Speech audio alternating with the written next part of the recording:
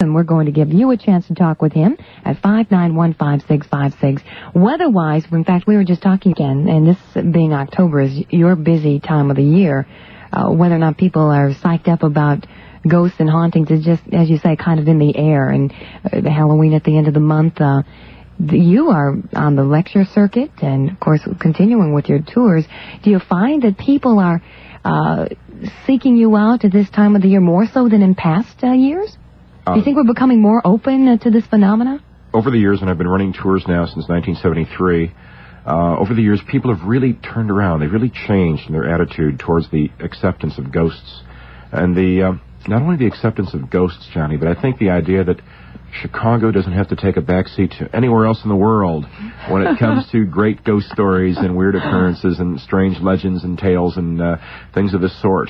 That we have just as much right, and we should be as proud as haunted portions of England or Scotland or ancient Egypt or India or the Far East or anything.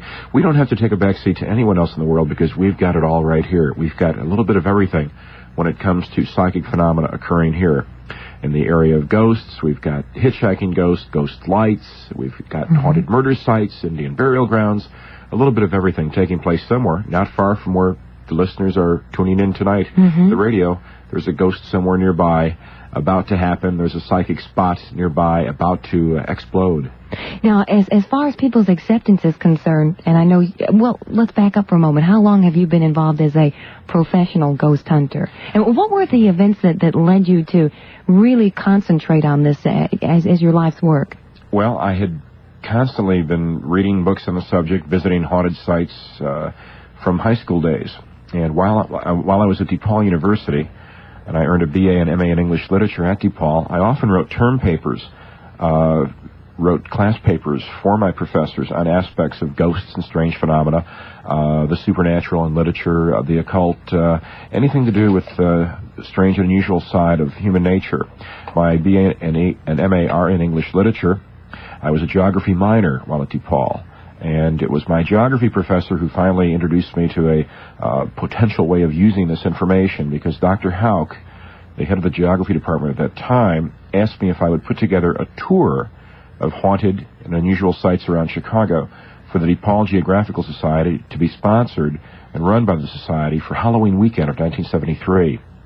And I said I really hadn't considered anything like that ever before. I'd see what I could do, and I had put together a tour shortly after being asked to do so, and showed that to Dr. Houck.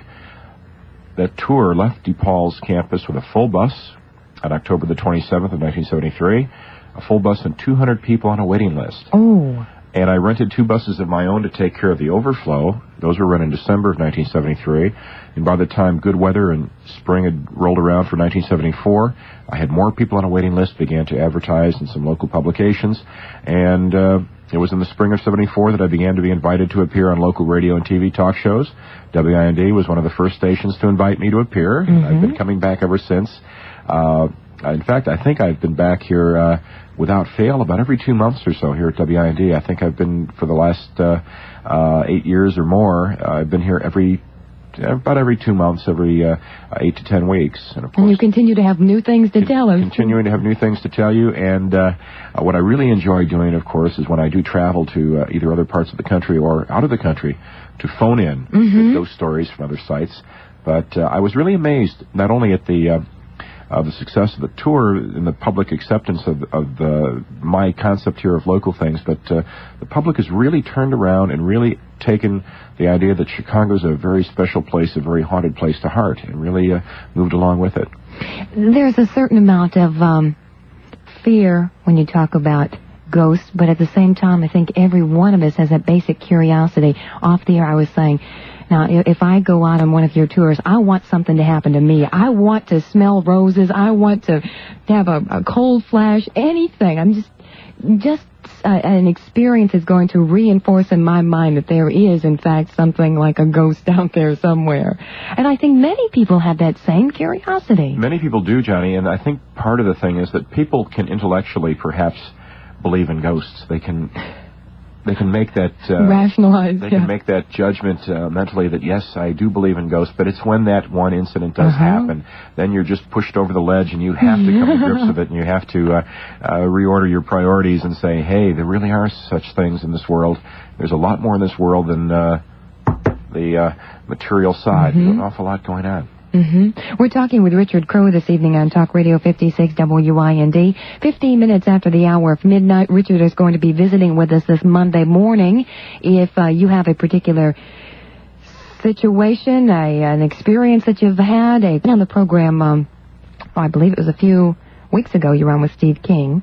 And this is your busy time of the month, and I would imagine you have people contacting you. Richard, I have this experience. I must tell someone. Everyone else thinks I'm crazy. How do you go about documenting these cases when you're overwhelmed with letters and calls or correspondences from all the parts of the Midwest?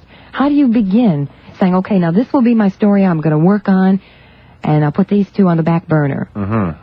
One thing that I've just had to do over the years is specialize in certain aspects of ghost stories. The area of psychic phenomena and ghosts is very, very large. But the area that I've cut out, my specialty, the area that I really feel at home with, are almost the classic type of ghost stories. The haunted murder site, the haunted location, cemetery, what have you, the public and semi-public places where ghosts occur, where there is just a constant stream of witnesses. And if there's a constant stream of people through an area that's haunted, you've got a ever ongoing just flood of witnesses, potential witnesses coming to you. And you can then detail the individual reports and study them one against the other and see, now, what are the common denominators of these various reports? These people who have not had any contact with one another, there's no real collusion possible. These people are coming forth with material. In some cases around Chicago, we have certain ghosts that go back 50 years. We have ghosts that go back over 100 years at certain sites, and you can study generation after generation of reports stemming from certain haunted spots. Now, there's my geography background coming to the fore. We have actual haunted places, and these places are generating some very unusual occurrences, and in studying the ones that are at public and semi-public places, you can really, I think, build a pretty good dossier of much in the area of the psychic taking place at these locations. And then you take it upon yourself to actually get out to these places, whether it be a cemetery or a house or where a house once stood. And what then would you do? Sit and wait? The research entails a number of different approaches. Local history. It's very important to know your local history and to know what happened at the site. It's very important to study the reports that come to you and have credible witnesses, first of all, and then be able to just dissect these reports to such a degree that you can rule out any natural possibility. Just to show you how you have to be extremely careful on things like this, in April, I spoke at Northern Illinois University at DeKalb. Had a great time with the students, and afterwards, I spent probably twice as much time talking to students afterwards about local ghost stories and so on. And one report that they told me about that fascinated me was a ghost light west of Elgin near Plato Center. And I had a chance to talk to some students who had been there, and they were convinced that it was really a fantastic thing. Pulling up on this little bridge over a stretch of railroad tracks, you could look in a westerly direction, and through a tree, you could see this very brilliant light. It was a ghost light at treetop level, and that really intrigued me because I was familiar with the ghost light concept. I had traveled to Joplin, Missouri to study the Spookville ghost light southwest of Joplin, had been to other ghost light sites around the country, and probably next to hitchhiking ghosts, the ghost light is the most, the best known ghostly type phenomena here in the United States. Got some great reports from the students. Didn't have the exact directions to get there for a while. When I finally went out there one night, and one of my bus drivers, in fact, who lives in Elgin, went along with, and a friend of mine who had accompanied me before to some various sites, he and his wife went along. The four of us went to the bridge, looked down the tracks, and sure enough, there was a light down these tracks, which appeared to be at this oak tree, very large tree, and from the green signal lights of the railroad just on the right of that, we could gauge the distance very easily, and we were watching that light. It was there for about 10 minutes, and suddenly it was gone. Just a minute or two after 9 o'clock, it was gone. We went down the tracks, checking out the whole area. There were no poles, there were no wires, nothing that could suspend any kind of electrical light. And we thought, my gosh, this is really something. I was pretty convinced that this has the makings of not only a great ghost story, a great ghost light, but my gosh, just think of the potential if we could actually take people out to see it and guarantee that you'd see the ghost light. I was in seventh heaven. I thought I really had a great new story here, and was just overjoyed. Well, I decided I have to get some photographs of it, have to do some more work on it. So some weeks after that, was able to get a friend of mine who's a semi-professional photographer, Tom Buckley, he lives in Berwyn, in fact, was able to get Tom away from the job long enough to accompany me out there one night. But in order to check it out properly, I said, Tom, we've got to get out there early. We've got to get out there before sundown and just completely go over the lay of the land, search the whole area, go over the whole area, and make sure that we know that place like the back of our hand to be able to really determine what's going on, if it indeed is a ghost. And when we went out there to check it out, drove all over the area, checking it out from all angles. We had our binoculars and cameras and telephoto lenses and tripods and everything else. That night, we did make the discovery of what it was. Oh, no. Because of a strange situation of the lay of the land, the view from that bridge, a bare patch in that tree, what we had seen the first night was baseball diamond lights in the distance at a baseball field at a school about 2 miles off. 2 miles? Extremely bright lights, for night lights for a baseball diamond. And because of the bare patch in the tree, we could see the light through the tree. But when you're looking at it from the bridge further away, you presume that the light was either at the tree or closer to you than the tree, because you just naturally assume that it couldn't be further. Your thought process was just a bit skewed there because of the tree, and gauging then the distance to the tree by the railroad lights just across from it, you thought that the light was just at that distance of the tree or somewhat closer. So it turned out to be the lights, and what really threw me the first time was that baseball lights were on at the baseball diamond from sundown until 9 p.m. when they were turned off with a timer. So it was the 9 p.m. time when the lights went out. Yeah. We knew that there was something wrong, something funny. And then we made our way by back roads over to that next town over and found the lights next to the school surrounding that baseball field. Was there any indication as to how long those stories had been floating around in that area? They've been floating around for at least, I'd say, 3-4 years now. And what amazes me is, how did anyone ever make the connection? Why would anyone be in the middle of nowhere, and this really was, with only cows mooing around in the field, and just happen to look down that stretch of tracks, and why jump to the conclusion that that light in the distance is not just a natural light? I'm amazed that I'm sure there are many ghost lights and many other ghostly phenomena out there that people just never recognize as such. We go about in our mundane, materialistic world, and we don't stop usually to evaluate, now, is that light really a light, or is that light something else, something from another world? Maybe we'd rather not stop and evaluate, but somewhere, somebody along the line was caught by that, and they probably had a few extra gray hairs as a result of it. Right, somebody really bought it, and somebody really started a great legend, and unfortunately, it turned out not to be. But for every ghost we solve, and for every case that we can find a rational explanation for, there's still another mystery around the corner. Now, ghost lights, that is somewhat of a common phenomena. Ghost lights and hitchhiking ghosts. The ghost lights, there's even been a census taken of ghost lights that a friend of mine, Mark Hall, put together some years back. He had a state-by-state breakdown of ghost lights, locations of ghost lights, from literature of folklore, and just scoured all the books on strange phenomena and folklore journals and sources such as that. And by the time he was done, he had, just in the United States alone, he had well over 100 different lights around the country. For some reason, North Carolina has a predominance of ghost lights. There's the light in Dismal Swamp that Thomas Moore, the poet, wrote about years ago. There's the Mako light in North Carolina, said to be a phantom brakeman. Historically, we do know that a brakeman was decapitated by the wheels of a train, and that light is said to be his railroad lantern as he swings the lantern coming back looking for his head. Is there any logic, any reason why a ghost would manifest as a light? as opposed to any other form that you could take? Not so much in this country, but in the British Isles, corpse lights are a common description of strange little lights around a cemetery, which look like little flickering candle lights walking around. Whether it's the ghost itself or whether it's just all that's left, perhaps, of a vision of ghosts carrying candles from years ago, it's debatable. It's certain very old haunted manor houses in Britain, for instance.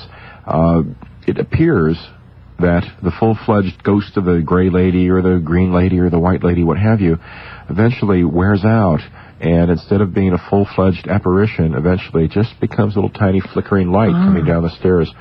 So I guess it's the law of conservation of energy among ghosts, that when they can't manifest enough energy to take on a big full-scale apparition, then they just condense into a ball of light eventually. Richard, relax for a few minutes. We're going to take a break here at Talk Radio. Special guest in the studio this Monday morning is Richard Crowe, professional ghost hunter, and Richard has agreed to sit back and relax and spend some time with us this morning and take your telephone calls at 591-5656. And shall we get down to business, Richard? Sure. All right, and we'll go right to the top and work our way down. Good morning, Jane.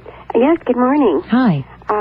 Several months ago, I called when Richard was on the program and asked and told him about my son's experience at Stone Cottage Pub at 83 and North Avenue, and I wondered if he ever had a chance to check that out. I went out to Stone Cottage Pub, and it was closed for repairs, and I've been meaning to get back there again, and I've heard a rumor that it's closed completely now.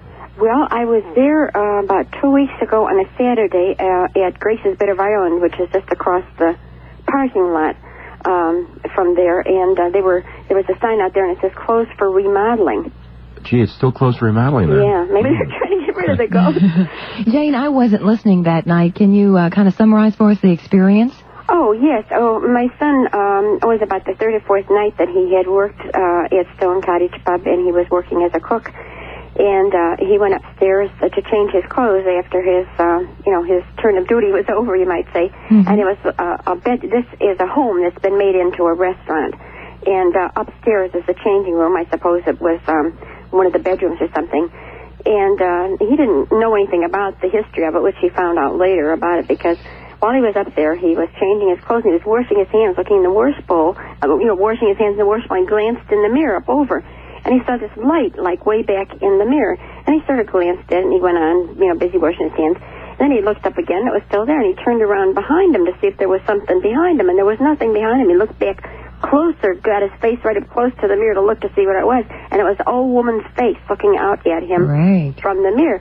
And he's a very modest boy, but he went running downstairs in his underwear. They grabbed his clothes and was putting them on, on the way down the stairs. And the manager said, "My goodness, whatever is the matter, and Doug started to tell him, he says, "Come here." And the fellow took him over the side and talked to him and told him about some other experiences that had gone on there. Mm-hmm. Well, supposedly, the woman that had lived there, she lived there with her daughter. And I don't know whether both of them were murdered or just the old woman was murdered. They had been stabbed to death many years before. Now, the house across the parking lot, which is Grace's Bit of Ireland, this woman that was in this original house, Stone Cottage Pub, had that house built for her son. And I think it was about 1921 or something like that, if I'm not mistaken.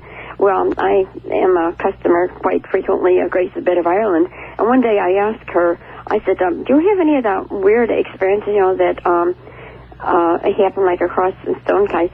And I didn't even get the whole sentence out of my mouth. And, boy, she clammed up. She said, "We don't talk about that." And she just shut her mouth real fast. I said, "Well, okay." That's so interesting. she didn't want to talk about it. So your son's experience when he was in the changing room, were the lights on? Yeah. Oh, yeah. What? There was like one light in the room, but that wasn't it. Mm-hmm. Yeah. The story makes me think of the Mary Worth story. Yes, it does sound a bit like that. The what?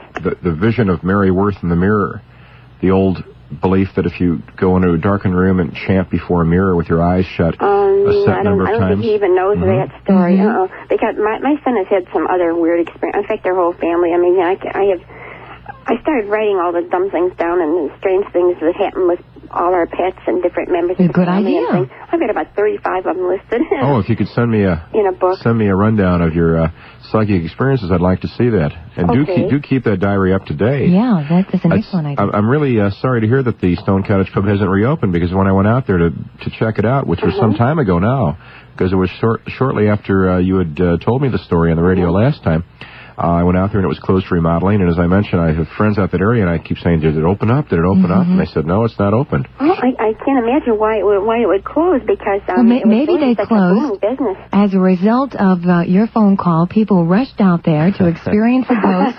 They decided, well, heck, we'll just take the money and remodel the place and open up again. Yeah, Who knows? With all of our publicity that we're giving it tonight, certainly they'd better open up soon. I would think so, but I guess the manager told him other experiences that he had, and I guess he and the other assistant manager would not go down in the basement for supplies by themselves, because the door kept opening. After they'd lock it, they'd turn around, the door would be standing open. And there was some funny business with the candles there. The waitresses collected all the candles one night and put them in one room and blew them out.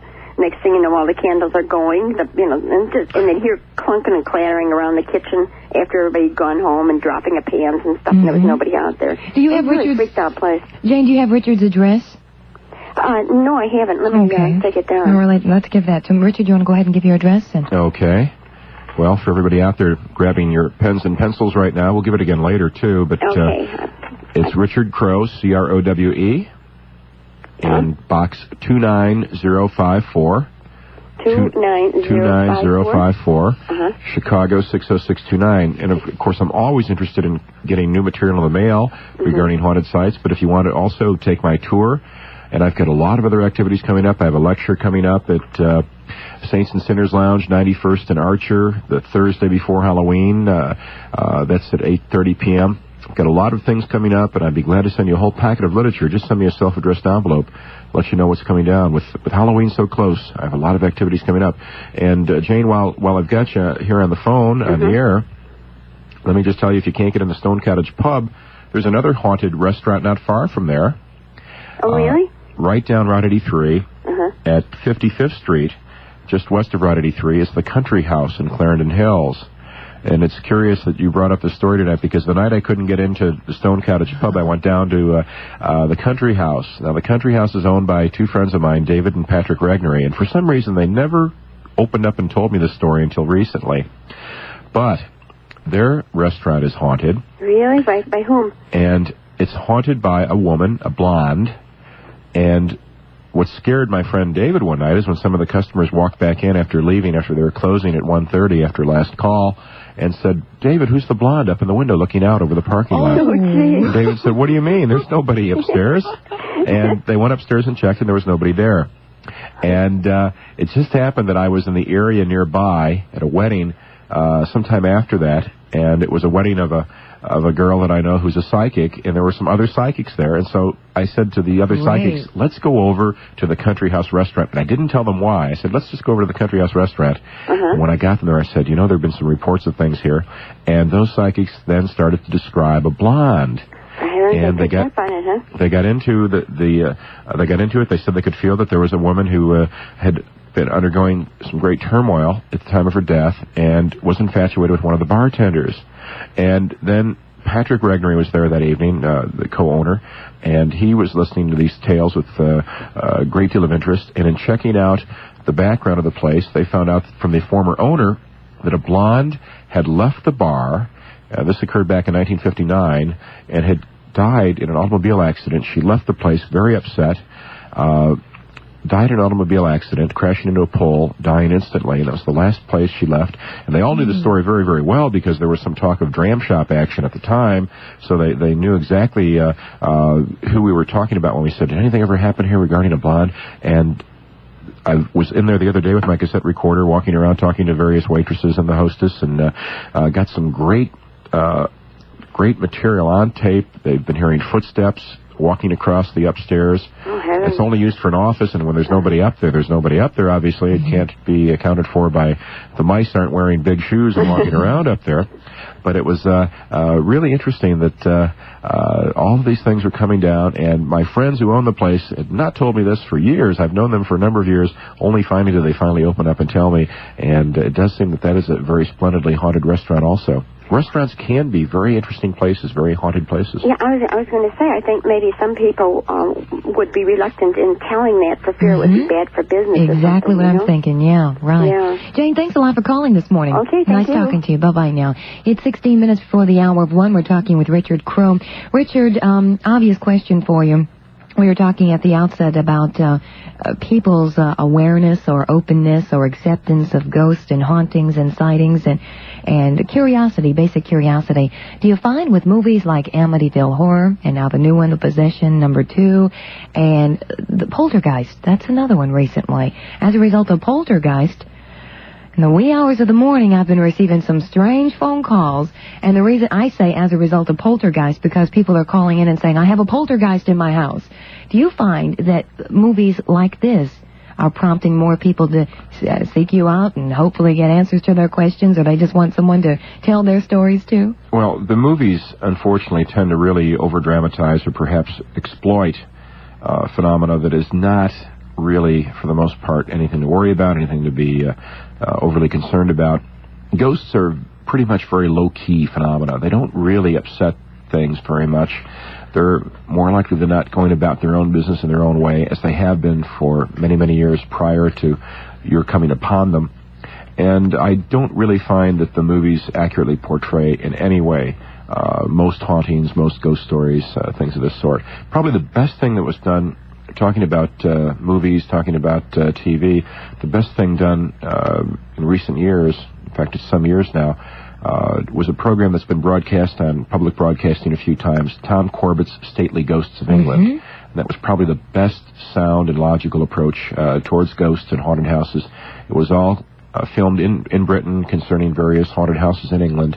Very, very well done and very low-key, not meant to overly frighten or overly concern people, shake them up, but it was done in a very factual manner. The documentary. I would say that overall, it's the work being done in Great Britain right now that's the most accurate, the most interesting, and the stuff that's going to last a long time. Too many of the movies, almost the majority of the movies made in this country, are exploitation films of ghosts and of things of this sort. They have a profound effect on people. I think as a result of The Exorcist, you may recall, we had a wave of reports of people who were possessed by the devil, and priests had their work cut out for quite some time. And yeah, as a result of movies like even Rosemary's Baby. Rosemary's Baby, yeah. And that, what very few people realize is that story, Rosemary's Baby, that's based on an old Chicago legend from the turn of the century. Really? That the original Rosemary's Baby was a West Side baby, a Chicagoan. Didn't know that. But a New York novelist, Ira Levin, lifted our own local story and transplanted it to New York and brought it up to modern times. Well, we're talking to Richard Crowe here at WIND Talk Radio 56. And Tom, thanks for holding. Morning. Good morning.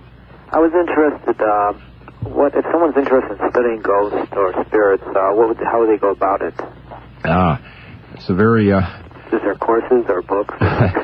It's sort of a hard question to answer because I've been using various disciplines and various, I'm a bit of a jack of all trades. I have somewhat varied background. I mentioned earlier that my major area of study was in English literature, but I have a geography background, and these have been very, very important for me, particularly geography when studying ghost lights and things of this nature, just learning the lay of the land. The whole area of ghosts, strange phenomena, legends can be approached from many, many different areas. Most of my friends and most of my colleagues who are into investigating ghost stories have gotten into it from their interest in psychology and gotten into parapsychology through that discipline. I'm about the only person in the area, I believe, that has approached it from the aspect of pure folklore and carrying it then one step further from the folklore concerns into gathering and eventually meeting, gathering, collecting first-person accounts from people, but starting with the legends, starting with the tales secondhand, and then trying to track down an origin for the story, trying to find out, is there indeed any real background, is there any backup from first-person accounts? So that's been my approach. But there are many, many different ways you can get into it, and I suppose the easiest way to do it is to just approach it from an avenue that appeals to you and that you have your greatest strengths and your academic strengths and your just the way you approach the subject. You can approach it from many, many different ways. Although most people do it through psychology, you can even approach it through statistics. You can study things. How many of these cases have these common denominators of running water nearby, or is the ghost named Mary, or is it a blonde, or is it female? There are many, many different ways to do it, and they're all valid, and they all add a little bit to the total picture of understanding ghosts. What's the angle the psychologists are using?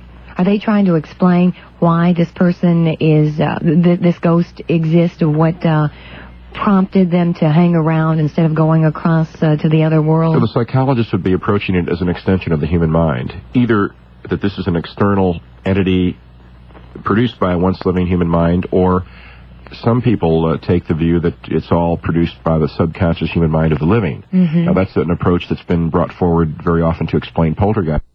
How little you really do know. If I've learned one thing in my years of collecting ghost stories and investigating tales around the area, it's that it is an extremely complex field. There are many different valid approaches to it to study it, and there's no one answer, there's no one set of answers for the phenomena. Many, many different things going on, many, many different ways that it has to be approached, actually, for an understanding of it. An answer for you, Tom? Yes, it does. All right, thank you for calling. Bye-bye now. 10 minutes before the hour of 1, Richard Crowe is our guest here on Talk Radio, WIND. Good morning, Rosemary. Good morning. Hi. I had several strange experiences with my daughter when she was, 3-4 years old. Now she's 15. And I thought maybe you could give me some kind of an explanation. One day I was home alone, just with me and my daughter, and I was vacuuming the floor. Now, did you ever experience seeing something out of the corner of your eye, and then you turn around and look, and it's gone? Was it from the left? From the left? It was more, I guess it was. Very often, it's a funny thing about that. I think that we talked about statistics a moment ago. Statistically, I think people who claim they see things out of the corner of their eye invariably are talking about out of the left corner of the eye. Well, I was sitting there walking around vacuuming the floor, and my daughter was sitting on the floor, and I saw this man. And I can, to this moment, I can picture his suit and everything. And I turned around and glanced again, and it was gone. Well, I was startled and kind of frightened for a moment. And then my daughter turned to me and she says, "Mom, who is that man?" And it was a frightening thing. There was nobody else in the house. Old house? Yes. Well, not real old, about 35 years old. Now, see, initially, I think this type of happening would occur in a house that's 100 years old. No. Freaky old house with an attic. Doesn't have to be at all. Not only can it be a new house, a house can be torn down. Well, then at the very beginning of the program, when we were talking about movies and the effects movies have on people, movies dealing with the unexplained, basic question, whether or not you believe that the Amityville horror story has any truth behind it. And I know that's been a source of a lot of controversy. The question is, which Amityville horror story? The original. The book? Or the movie? Yeah. You're right. We get into or the stories. or the stories that came out afterwards. It's a very, very complex area, and I'm afraid that after so much has been said and done, and so many reputations have been staked out on this, that we'll never really get a real look at it. I personally think that something happened. I think that things were blown out of proportion in the book, and things were blown further out of proportion in the movie. The question is, what really happened? What's the bottom line? There have been interesting indications to me, just photographically, that something took place or is still there. There have been photographic anomalies caught on film, people taking pictures of the house, and things show up on film. I think that just with the history of the place, the known history, with the DeFeo killings and so on, that there's got to be some psychic impressions left behind, but I don't believe they were as really elaborate and as really frightening or horrifying as perhaps it was eventually laid out in the book and the storyline. So where there's smoke, there may very well be fire. And someone somewhere along the line realized that this had the potential to set the nation on its backside, and they're saying, what? How can that happen? Bees and all kinds of bizarre things. Well, I don't know if anybody can really gauge how the public will jump at something, will accept something. It surprised me that the book was that successful. Because Richard is a professional ghost hunter here in the Midwest, right here in the city of Chicago. He conducts ghost tours, and October is his busy time of the month, and he has agreed to stay with us this evening, share his knowledge with us, answer your questions, and give you an opportunity to pass along your experiences at 591-5656. Back to our telephone lines, and Brian, good morning. Thanks for holding on. Yes, I'd like to talk to Richard about Bachelor's Grove out in Oak Forest, I believe it is. It's 143rd Street east of Ridgeland. Yes. What are your experiences out there, or what have you heard? Well, I've heard things, and I have had some experiences. It's one place that I've finally been at the right place at the right time, I guess, to have an experience. But over the years, and I've been hearing about this, well, since high school days, over the years I've heard many different stories regarding this old little German community farming cemetery. The cemetery itself dates back to the 1840s. It's next to a stream of running water, next to a pond. We have this running water connection pop up in many, many ghost stories. Over the years, I've been hearing things about blue ghost lights, a disappearing house, disappearing cars, all different kinds of things taking place out there. The whole gamut of really unusual and bizarre things. But when it comes to personal experiences, I did have something happen to me twice out there, somewhat similar. Both occasions. I was glad it happened a second time, actually, so I felt a lot easier that the first time I was not having some kind of a problem coming to grips with what was going on. It really did happen. I'm convinced it really happened the first time when it happened a second. In May of 1977, a friend of mine, Jim Brandon, was in town. Jim had published a paperback, had written a paperback called Weird America, and it's a state-by-state guide of unusual sites, strange, haunted, bizarre sites around the United States. Much of the state of Illinois was me, and material that I had contributed to Jim. Jim lives currently down in the Peoria area, but he was living in Colorado at that time. He was in town. He had mentioned Bachelor's Grove in that book and wanted to see it for himself. He had included it in the book based on just my telling him that it certainly was a place worthy of inclusion in his book. What time of day did you go out there, by the way? Well, we drove out there one night, got out there shortly after 9:30 or so, and we were out there walking around the old cemetery. It was dark out. We were doing nothing but feeding the mosquitoes. It was about it. We didn't see anything, observe anything at all in the cemetery, which was not unusual because I had never experienced anything there before that, although I had collected many interesting reports from people who I believed were credible witnesses.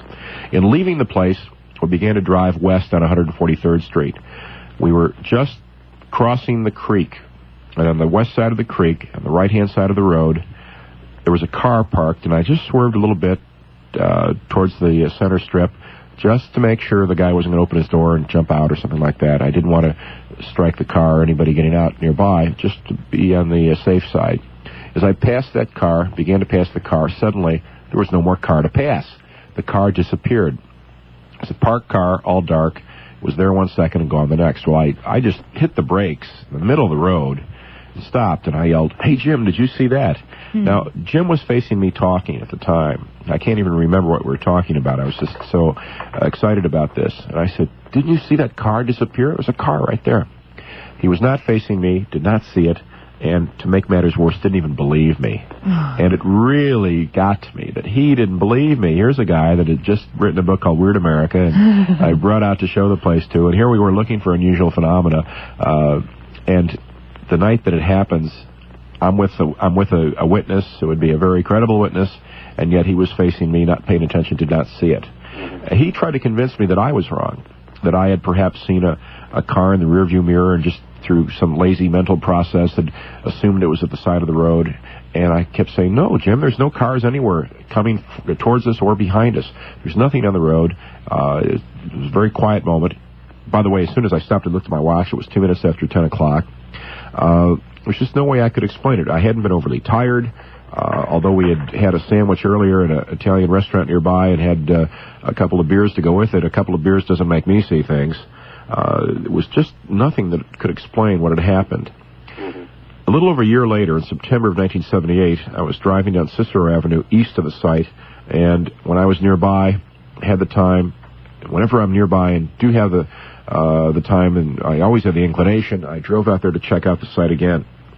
And driving towards the cemetery, backing across the road diagonally, was a car, which I presumed to be a squad car, police car, backing into the Rubio Woods Forest Preserve entrance. They do that all the time. They sit there and watch the area or set up radar, and I just automatically assumed that it had to be a squad car, so I watched my speed and just kept looking to the right to see where that car had gone. It took me only a few seconds to get there. When I got there to the Rubio Woods entrance, I was shocked to find that the chain was up over the entrance. There were ditches on either side of the entranceway, nowhere for a car to go. That car was not there, nowhere for the car to be.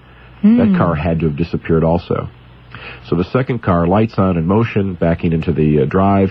The first car darkened, parked to the side of the road, but both cars disappeared for me just next to this very famous cemetery, Bachelor's Grove. And these are common reports of the cars disappearing? Yes, disappearing car reports are common in the area.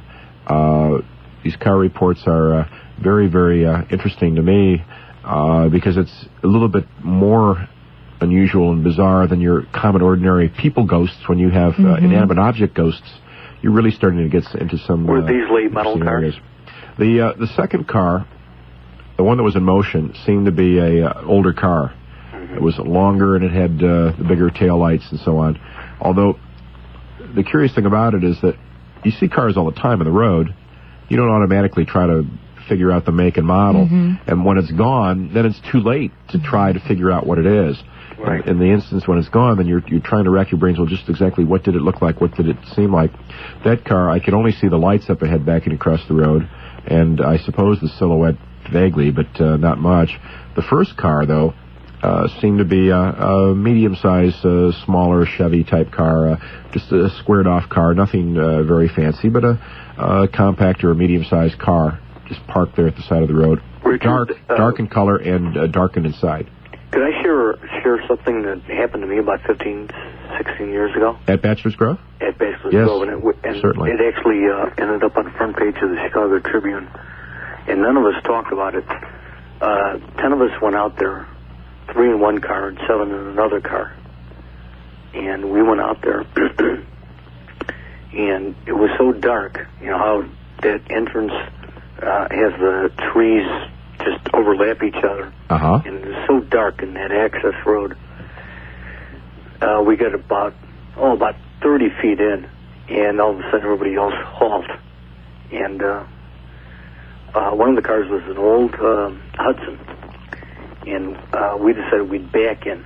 So out everybody goes, and we backed in, and we backed in, and we were in high school at the time.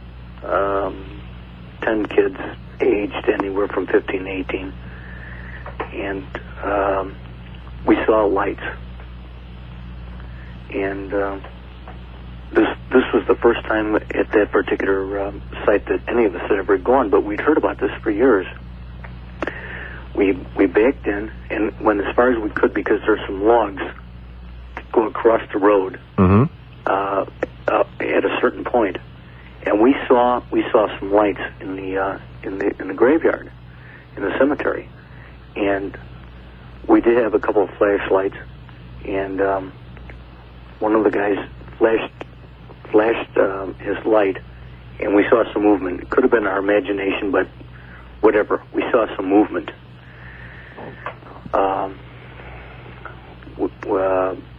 10 of us walking as tightly as we could. If you can imagine that, 10 guys walking as close as maybe 4 people naturally would walk together. We went over there, and there was a coffin set afire, and this was spring of '65, I believe it was, but it was on the front page of the Chicago Tribune. And we went out there into the graveyard, and one of the guys was saying, "This is where I saw that guy disappear." And when he flashed the light over there, there was like 7 out of the 10 that saw something there, and 3 of us weren't paying attention. I have to admit that I'm one of the 3 that really wasn't watching when the guy just haphazardly shone a light to indicate where he saw some movement when we first came up, and the seven swear that they saw something, and there were 2 or 3 markers knocked down, and it could have been just random vandalism or whatever it was. And then shortly we were joined by another car that just happened to come out there, and we didn't know these people from Adam. There was 2 guys and 2 girls who also had heard some stories. We saw the lights. We went over to the coffin that was burning. We told them what we had seen. The 2 new couples said that they had seen movement also. And just at that point, the sheriff's police came in, because I guess that area is patrolled by the sheriff's police. And they were going to arrest us, and our hearts were in our stomachs and everything else. Well, one of the guys that we were with, his father is or at that time was chief of police of a suburban town out on the south suburbs, and it was him who got us out of all the trouble. But when we explained to the sheriff's police, and there was about 4 or 5 of the sheriff's police that came out, and we told them about these lights that we'd seen and everything, and it was the same guy that had the lantern shone the light again. He was indicating this is where we saw it, and there was something that the cops saw, and the cops wouldn't even go out there. The cops would not even go out there, and it was at that point that they started to believe us that we didn't have anything to do with the was the coffin still burning? With the disturbances in the graveyard, and they telephoned the one kid's father to ascertain that he was indeed chief of police in the suburban town that we were from, and accidentally one of the fellows who was driving happened to have a couple of shovels in his trunk, which was stupid, because they really checked everything. The cops did, and this really put us behind the 8 ball. But when the one fellow was just demonstrating with his lantern, this is where we saw the lights, and there was something that everybody saw, including the cops. Did you see it this time? At that point, it was like, all right, fellas, if we catch you out here again, you're in real bad trouble and everything. But why don't we all get out of here at this point? And we all did, including them. I'm curious, was the coffin still burning at the time? Yes, it was. The only thing it was a terrible, it was a very, very terrible smell, and the only thing that was still glowing was the hinges, the metal hinges on the coffins. That was the only thing that was still there, and it was, as I say, a very, very terrible smell. Now, the second time, though, that you looked, did you see something that time, the second time? Unfortunately, no, I didn't. I don't see very well. And also, I'm not one to just look naturally. I was scared to death, I'll be honest with you. My dad was a was a doctor, and in the you were same thinking town about reputation. Yes. But this was... and we've never talked about this. The 10 of us, we came back, we were so scared, we just never really talked about it. I tried to write the story about 5 or 6 years ago and, tape everybody's version of it. It was just, I didn't think anybody would believe us, so, we've never talked about it. Are you still in touch with any of these fellows that were with you? Oh, yeah. Yeah, one of the guys still got the clipping from the Tribune. And what was the clipping about, and what's the story you get into? On the front page, it said grave disturbances in south suburbs, or grave disturbances in suburban cemetery. I'll say it was 65. It was definitely spring. There certainly was enough going on back about that time. It was in 1965 when I was attending Gage Park High School that so many of the students would have to go out there at night, and that's when we first heard about it. When I first heard about it, really brought up as a very, very special place, was back about that period. A lot of stuff going on there at that time. The particular place, how long has the cemetery been there? Since the 1840s. Since the 1840s. And there's still a stone there dated 1848.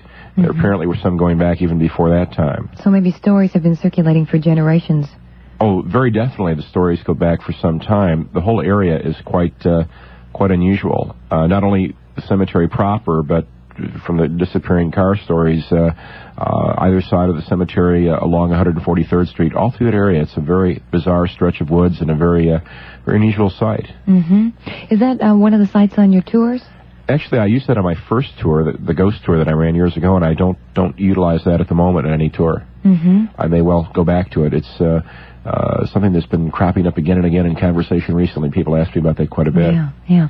Brian, I want to thank you very much for your call this morning. Can we have him hold on? Yes, I want you to glad to take your number off the air if you would, and I'll give you a call on that. I'd like to talk to you further. Okay? Okay. All righty, hold on. I'll put you back in touch with Linda. Appreciate your call. It is 10 minutes before the hour of 2 here at WIND, Talk Radio 56. Linda, that's Brian on line 3. I'm Johnnie Putman. Our guest is Richard Crowe, ghost hunter. We're talking about ghosts, in particular about sightings in the Chicago area, experiences that you've had, questions that you have. And we'll go up to line 1. Kathy, where are you calling us from this morning? I'm calling from Indiana. Uh-huh. Welcome in. What part of Indiana? Pardon me? What part of Indiana? Well, I just moved under the border of Gary.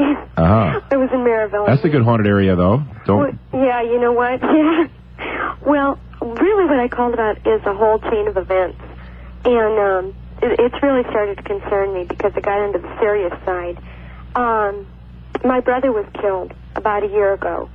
And the problem that I've got is that now for like 9 months, from like last January up until his death, I had this terrible gloom and doom, and I kept telling my best friend, everybody's got a best friend they tell everything to. Mm-hmm. And I kept explaining to her, you know, someone is going to die. And this is not the first time this type of thing has happened to me. And I kept telling her it's a male member of the family, and it was just really a terrible, you know, like, what is going on? And I would wake up at night and think this. Well, then last October, it was on a Monday night. My mother was over in Maryville, where I lived.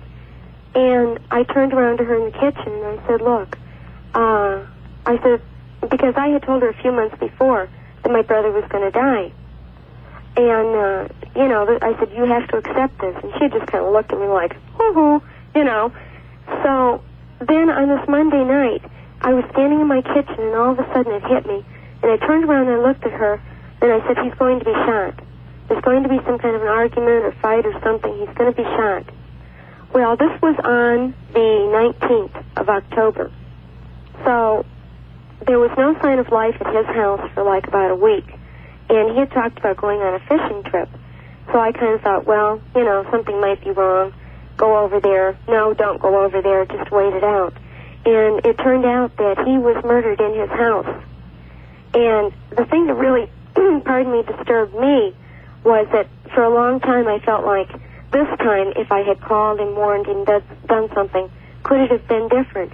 But what happened was he was killed on the 18th. And I remember, because it was the night that I was off work, which was the 19th, that my mother, so actually what I did was I told her about it the day after it had occurred. Mm-hmm. You see what I'm saying? Mm-hmm. And this type of thing, there are things that I've said this will happen in my life. When I was 16 years old, when I was 25, it came to pass. And it's nothing that can be pre-planned in any way or, you know, it's just like out of the blue. Mm-hmm. A friend of mine, her daughter got married, and I've known these people for like 15 years. And when her daughter got married, she was going to have a baby. And so she went into labor at the hospital, and I work at the hospital. So, you know, I kept telling her when she got some little girl things at the baby shower, pack them away, you don't need it. It's going to be a boy. So the morning, while she was in labor, before the baby was ever born, at 8 o'clock in the morning, I ordered a cake, a blue cake. Congratulations for her new grandson.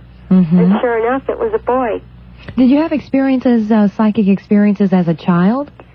This started when I was a teenager. This started to really evolve, I would say, when I was around 13 or 14. Mm-hmm.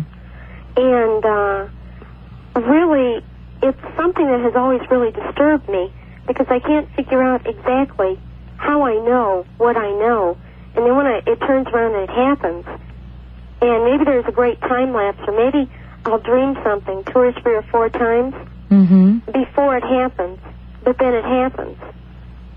And I just wondered just exactly, you know, how would this be classified? What is this? Well, I think you exhibit very definite signs of extrasensory perception that you've been utilizing in different ways. Probably the most common way in which people have experiences along this is involving the death of someone near to them and dear to them. But predicting the sex of an unborn baby, that's you've got quite an ability there. Well, there was another friend of mine, his wife was pregnant, and he was sitting there talking to me, and of course, you can't really say, hey, you know what, because, they'll send you out to the funny farm. Mm-hmm. But he was sitting on the chair, and it suddenly occurred to me, I saw a little girl standing next to him when he was sitting in this chair, and she was there, and then she was gone. And I knew at that point, you're going to have a daughter. Sure enough, he did. 6 months later, they had a little girl. Well, I've had many discussions with psychics, and whether you believe in psychics per se, and I know that there are your people who take their business very, very seriously, and there are those out there to make a buck. Whoever they are, or whatever they're trying to do, they've told me time and time again, if you have extrasensory perception, if you have this psychic ability, you must learn to understand it so you're not frightened by it, so you can use it in a positive way, so you're not in a position where every thought that crosses your mind, you're afraid that this is going to come to be. Mm-hmm. So I possibly contacting a person that you consider a credible psychic and talking to this person and see if maybe they can give you some insights into what's occurring. Yeah, because it's not like if someone says, hey, what do you think about such and such? Mm-hmm. Some of the people close to me have seen me do this so many times. It just happens randomly. Right. Yeah. And like right now, I did make a phone call this time because I've had a recurrent dream. There's a bridge. I see snow. I see water. I see trees.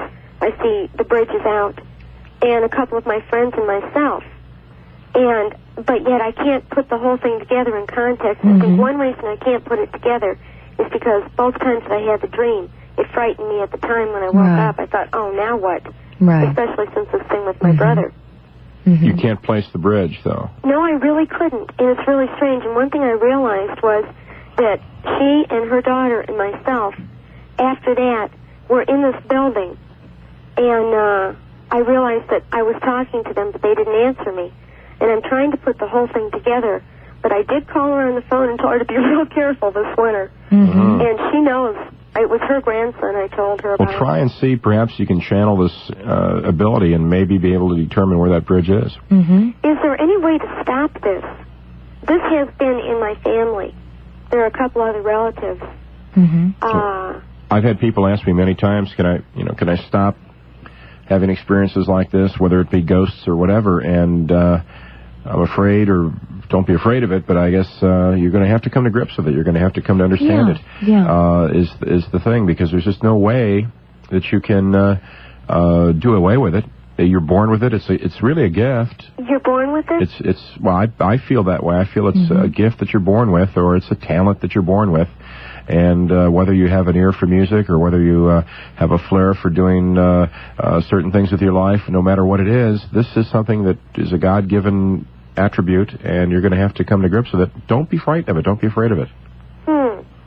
I would suggest talking to people that understand the ability and use it in a positive way. So you could, as Richard said, understand it to the extent that you could not run from it, but hopefully use it to your advantage, and for those people that you come in use it for good, for the advantage of humanity at large. The only thing I've ever used it for is I have 3 half-sisters, and when we go to the amusement parks and stuff, I clean up.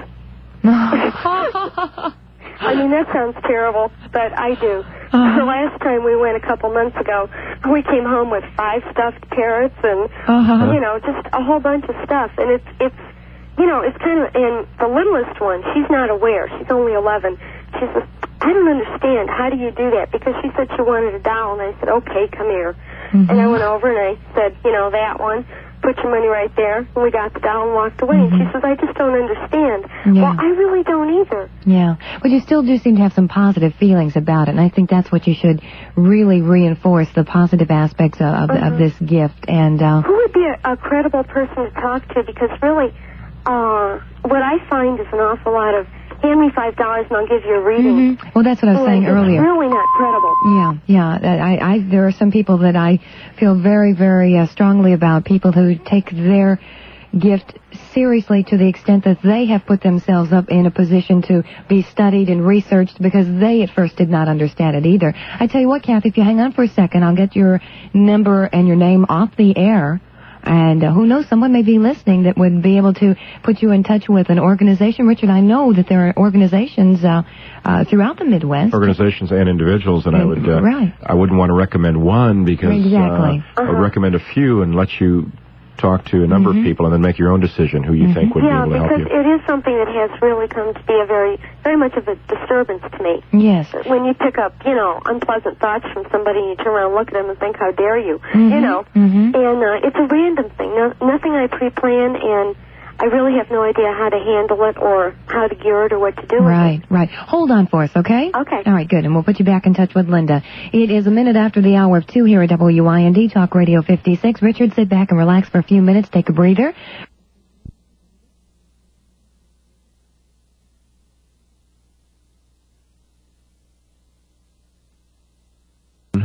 And the psychic impressions can remain at that spot. It can be an empty lot. Things will still occur. Or it can be a ghost from somewhere else that finds himself there in that place at that time. This same daughter, one time we had a bunch of people over, and we were all sitting around talking. She was a very quiet child. And all of a sudden, her whole personality changed, and she came over and she insisted upon taking the center of attention. And she announced that she had died. She said, I died in a fire. And she said, this one lady should say, Virginia, listen to me. She said, I died in a fire. And then all of a sudden, she went back to being her quiet little self again. And she went up to speak to one of the party in particular. Has she been in contact with that person again since then? Oh, yes. Is there some kind of a bond or a... No. No? The only thing that we ever could connect was that she was very sick herself. She was a very sickly type child, which is now, thank God, is outgrown. But she was in the hospital like 9 times before she was 10 years old. But if that was any connection. How would an individual begin researching an occurrence in their own home or a personal experience they've had once they can become detached enough to say, okay, this happened to me, now I want to know why? What would you suggest, say, in Rosemary's case, some questions she might ask, some people she might contact to try to get to the bottom of it? It gets a bit rough when you're dealing with a private home, when you're dealing with a limited number of incidents, because it's awful hard then to make good judgments from that material. That's why I take the easy out for the most part in selecting public and semi-public sites and getting a real cross-section of humanity that manages to wander through and have their experiences. But it's a long process, and I would suggest, as I tell most people, just always keep a psychic diary and take those notes and compile this information, and a pattern will eventually evolve. If you get enough material, enough incidents, you will start to discern a pattern. And it's when you find a pattern, you realize it's obviously not mistaken identity. It's not people jumping to conclusions. You don't have patterns from random phenomena. You have patterns when there is a scheme to it, when there's really something going on. Do you find in the people that you come in contact with that there is one particular type of person that is more susceptible, more prone to having psychic experiences, sightings, feeling the presence of ghosts? Now, by type of people, do you mean... I'm thinking of a quieter person, a more refined, closed-mouthed, a person who might be a skeptic. Are there any characteristics that you find? No, but I would prefer to talk to quieter people because I think they can give more accurate descriptions of what happens in some cases. But all different kinds of people have occurrences, and the idea that perhaps someone with American Indian blood or Gypsy blood might be more prone towards this than others, I don't think that's necessarily true. But what we do have is this cultural variance. We have Italian ghosts, Polish ghosts, Irish ghosts, Jewish ghosts. We have psychic phenomena taking on the character of the ethnic group and of the background, of the upbringing, of the just the social mores or the backgrounds of the people that were involved in producing this phenomena. So different people produce psychic phenomena in a different fashion, but all peoples have the ability. And we have this belief in the unknown, we have the idea of spirits, we have the belief in ghosts universally, but we have it expressed in a somewhat different fashion. So maybe the Italian ghost will be a little bit more flamboyant than a Swedish ghost or a German ghost, but we have different kinds of things taking place, determined very often how they operate, how they act by the background of the people that produced it. What are the most common misconceptions about ghosts? Now, we talked a little bit about movies earlier, and the image that people come away with. A ghost might be violent, or if you have a ghost in your house, you better sell the house and get out fast. I mean, there are some definite misconceptions surrounding ghosts. If you're evil, then you're going to be haunted by a ghost. That's one that I've heard throughout my life. Right. Also, I suppose we usually think of ghosts more as skeleton type or being hideous looking, and that's usually not the case. They're just like us for the most part in most of the sightings, but they would of course be semi-transparent, or they would not be as substantial looking as we are. We always assume too that a ghost is a troubled soul, that a ghost came to a tragic end. I don't buy that at all. I don't think that's necessarily the case. I don't think that we should make these value judgments, because who are we to say that ghost, we've got to get rid of it, we're going to send it on its way, that ghost is unhappy? How do we know that ghost is unhappy? And I'm afraid I'm a libertarian when it comes to ghosts, and I think that they have their own destiny to work out. It's up to them. Let them come to grips with their own reality, or whatever type of reality they're existing in, and let them work it out themselves, because who are we to play God with them, literally, and to say, it's time for them to get out of here, we're going to get rid of them. Let's fight for ghost rights. Ghost liberation. We're talking with Richard Crowe. It's a couple minutes before the hour of 1. Rosemary, thanks a lot for your call. We'll take a lot more calls throughout the morning. You're welcome to join us here at 591-5656 on WIND. Richard Crowe's address, if you don't have an opportunity to get in on a telephone line and you would like some information from Richard about some lectures he has upcoming, about his tours, if you have any specific information you'd like to pass along to him, you can write to Richard Crowe, that's C-R-O-W-E, Box 29054. That's 29054, Chicago, zip code 60629. 2 minutes before the hour of 1. Professional ghost hunter, if you have a question, a comment, an experience to share regarding ghosts and hauntings, you're welcome to join us at 591-5656. I remind you, as you make plans for your Monday at 591-5656. Hello, Robert, you're on the air. Yeah. I was going to ask if Richard Crowe knows anything about Louisville. Has he ever been to Louisville, Kentucky? No, I haven't been to Louisville, but I was talking to Johnny earlier. I have been to other parts of Kentucky.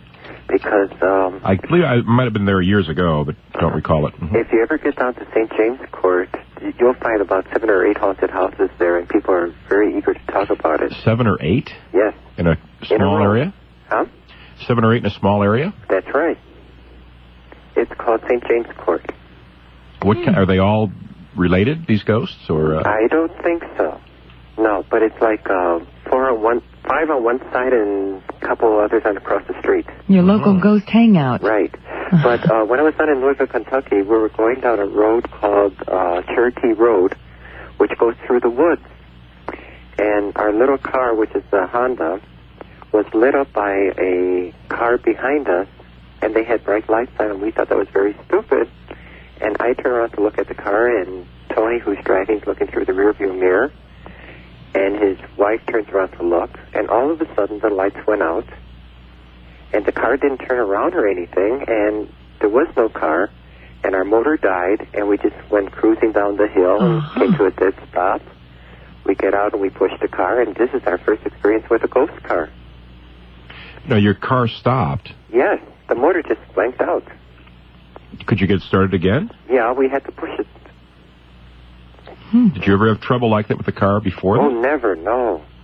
But people around that vicinity told us that happens quite often. Oh, they just take it in stride. Yeah, but it's like a ghost car or something that follows. And what does the ghost represent? We haven't the biggest idea. They didn't have a legend to explain that? No. How long is that stretch of road?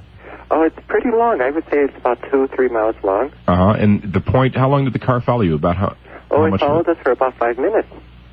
Mm-hmm. And he was on your tail with the brights on? Yeah. And that's but not that close to us, but the brights were on. But that's what prompted you to turn around. Yes, definitely, because it lit up the whole car. Uh-huh. Yeah. But anyway, getting back to Chicago,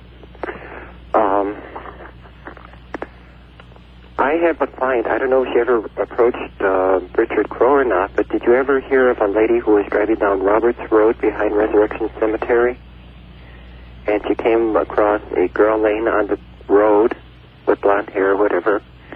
And she got on the CB radio to call for help, and the girl just dissolved into nothingness. Mm-hmm. Have you heard about that? Yes, I have. In fact, I know a that... woman who ran across that. You know a woman who had that happen? Yes.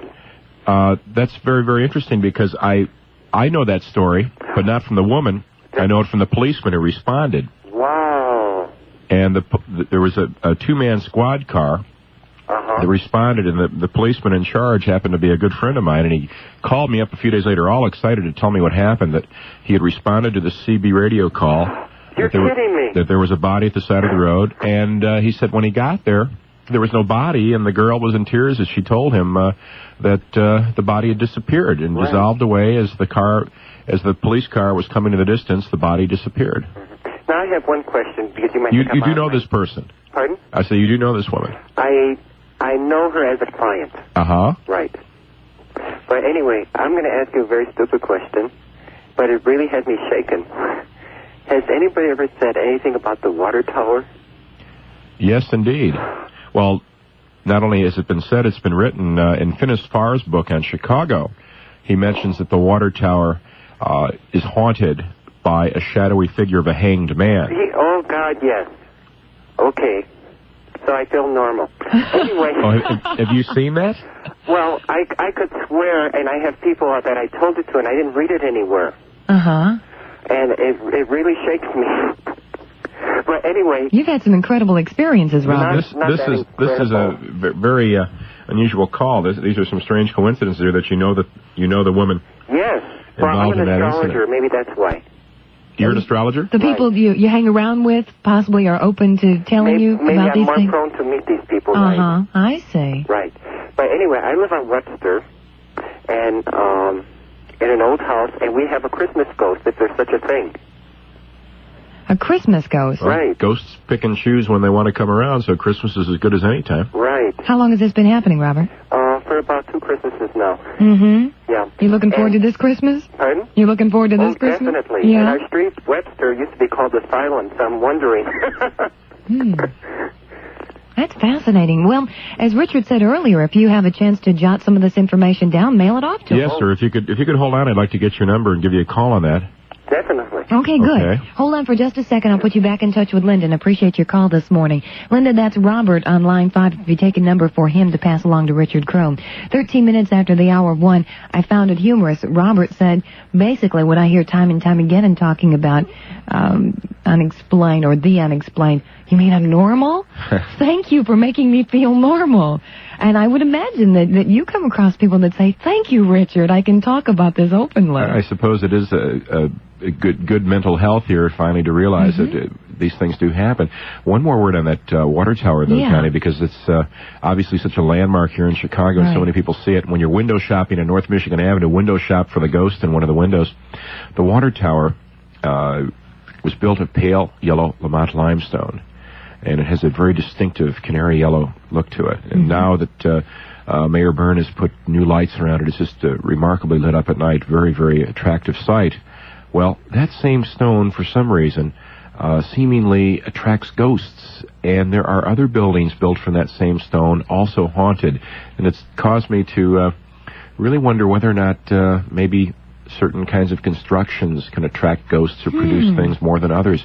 And if you use the analogy of a crystal radio set attracting radio waves, and maybe a certain crystalline structure in certain stone attracts ghosts, but other buildings built of that same pale yellow stone that are also considered haunted are the so-called Irish Castle, the Beverly Unitarian Church at 103rd and Longwood Drive in Beverly, and St. James Ag Church at 107th and Archer Road on the outskirts of Lamont. They're also built of that same yellow stone, and also many, many interesting legends told about them regarding various ghosts and hauntings in the area. Now, what's the story behind the Water Tower Ghost as you know it? The Water Tower Ghost, well, Finis Farr never went into any details, and I've never seen anything else in print and never been able to hear any local legend on that. But it is a hanged man figure. And what really gets bizarre here, if you want to get off into some interesting symbolism, the water tower, the symbol of Chicago, the symbol of Chicago's rebirth from the Chicago fire, from the ashes of the fire, it's a pale yellow tower that survived the fire. In the tarot deck, the symbolism of the ruined tower card is a pale yellow tower being hit by lightning. And there's another tarot picture card, the hanged man. And here we have a combination of two very, very powerful, very, very unusual symbols from the tarot deck with great symbolic power behind them, apparently. And we have two of them in one landmark here in Chicago, the two symbols combined here in the Water Tower on North Michigan Avenue. I'm ready to take a trip down there today. I'll take in the parade and then take a trip over to the Water Tower. 16 minutes after the hour of 1:16, talking with Richard Crowe this morning. Darlene, you're on the air. Good morning. Good morning. I'd like some information on the Bride monument in the cemetery of Mount Carmel. Uh-huh. Now, you had said before... Now, I have family that tells me that the bride died on her wedding day. Now, that's a very common legend, but unfortunately, it seems to be a latter creation, perhaps, of people who didn't quite get the story straight. I do have a copy of the death certificate of the girl and the stillborn certificate of her child, and have been able to get quite a bit of information on the young lady, although it's a bit hard because there's no real central place to go to for information. But I found that out. Right. Because it drove me crazy the last time you were on the radio, and I called the cemetery. And the only thing they told me was that she did die in childbirth. In 1915, it was exhumed and reburied in 1921. Okay, My question is, why was she buried in her wedding gown? And when she was reburied, what was the condition of the child? Okay, well, I suppose I should tell the whole story for people who aren't familiar with it. I'm sitting here. You're wondering what we're talking about right now. But at Mount Carmel Cemetery, on the Harrison Street side, as you drive towards the main gates, heading west towards the main gates, you pass this very remarkable monument inside the cemetery fence of a life-size statue of a girl in her wedding dress. And it's on this huge block of stone. When you enter and go up to the monument, you see the inscription to Julia, my beloved daughter Julia, and the monument was erected by her mother, Philomena Bacola. Now, the girl was Julia Bacola Petta. She was married, and she did die in childbirth. She died trying to give birth to her first baby. She had a fever, died at home with a midwife, and the baby was stillborn. And a few days later, the mother and child were buried together at Mount Carmel Cemetery. Now, she was buried in the wedding dress because, according to Italian custom, and she was Sicilian, it's possibly a Sicilian custom, but in any event, it was an old country custom from the part of the world she came from, probably a Sicilian custom, that when she died trying to give birth to her first child in childbirth, she was entitled to wear that white of her wedding day. And the way she gave her life, according to that custom, was akin to a martyr's death, the way she gave her life for her baby, trying to give her life, to give life to that child, although the baby itself was stillborn too. So the girl and the baby are buried together, and sometime after that, her mother began to have a series of dreams. In those dreams, Julia came back and begged and pleaded to have the grave exhumed. And this is where the legends sometimes switch a little bit, and we've got a few different explanations for why Julia came back, but suffice it to say that if she did not come back, or if the grave was never exhumed, the discovery never would have been made that Julia's body was in perfect condition, in corrupt condition. The body had not decayed, even though it had been in the ground for 6 years. And I believe you've got the dates wrong on the date of the death and the exhumation of the girl. I do have her death certificate from Cook County. The girl died in 1921. And it was 6 years after 1921 that finally the permission was given and the grave was exhumed. Then it was 1927, 6 years in Chicago ground with the extremes of temperature, weather conditions from summer to winter, and yet that girl's body was in perfect condition. Is that the picture on the tombstone of her in the coffin? That's right. She was photographed. She was photographed just after the body was exhumed, and you can see the photograph on many of the older tombstones at Mount Carmel. They used photosensitized porcelain plaques and had the photographs reproduced actually on the porcelain. And you can see the photograph of the girl on her wedding day in her wedding dress. And then there's another photograph of the girl lying in the coffin just after it has been taken out of the ground. Now, it's just a wooden coffin. You can see it very plainly in the photograph. Really? There's dirt on the photograph, dirt on the coffin, I should say, in the photograph. It's just been opened up. And you can see the girl there in perfect condition. The body of the child buried with her had decayed. So but the wedding dress had not, wherever the child was. Right, it was just bones for the infant. And in fact, on my tours very often, and this is a site on my current daytime tour, very often I have undertakers take the tour. I have people who have a great deal of expertise in these areas, and they tell me that there's really no way that her body should have been in perfect condition if the baby's body had decayed. Once there was decay in the coffin, it certainly should have all gone, or she should have been greatly on the way to total decomposition after 6 years in the ground. How long had she been married? I'm not sure how long she was married. That's one thing I'm going to have to go down to Cook County and pick up as her wedding certificate and find out exactly how long she was married. But apparently it was an old country type arranged marriage that she did not really love this man, did not really want to get married, but obeyed her parents' orders. And I guess her mother must have carried a great deal of guilt after that, the fact that the girl had died in childbirth. The girl had not wanted to get married. Her mother died in Los Angeles in 1958, and at that time, her body was shipped back here to Chicago and buried next to Julia. As far as I know, and as far as the records indicate, no one has ever dug down to check to see if Julia's body is still in perfect condition. But I have a feeling that it is. I'll tell you the reason why, and this is something that just happened today, too. At the grave of Julia, a mysterious scent of roses, a psychic scent of roses, is often encountered. I smelled it today, along with a number of people in the group, and it was also something we encountered yesterday on the tour. It doesn't happen all the time. It doesn't happen to everybody who's there, but on occasion, a scent of roses is encountered, and there are no roses around the area to account for it. Were there roses in her bouquet? Well, in the stone statue, she's holding, right? She's holding a bouquet of roses in the statue. Stone roses, and she was holding roses. There are roses in the bouquet, and yet we smell these roses. Going back into the whole subject of the incorruptibility of bodies, incorrupt bodies, indicating someone is of great sanctity, saints, mystics. There are cases like this to be found around the world. There was a book published a few years back by a woman named Joan Cruz. It was published by Tan Books, which is a Rockford publishing house. And it's called The Incorruptibles. And in that book there are many different examples laid out of this particular kind of phenomena. One thing that happens regarding many of them is that along with this incorruptibility of the body is a scent of roses that goes along with it. Is it only roses? It's primarily roses, not always roses, not just roses, but scent of roses is very, very common when when there is an incorrupt body nearby. So there's every possibility, I think, that her body could still be in perfect condition after these years.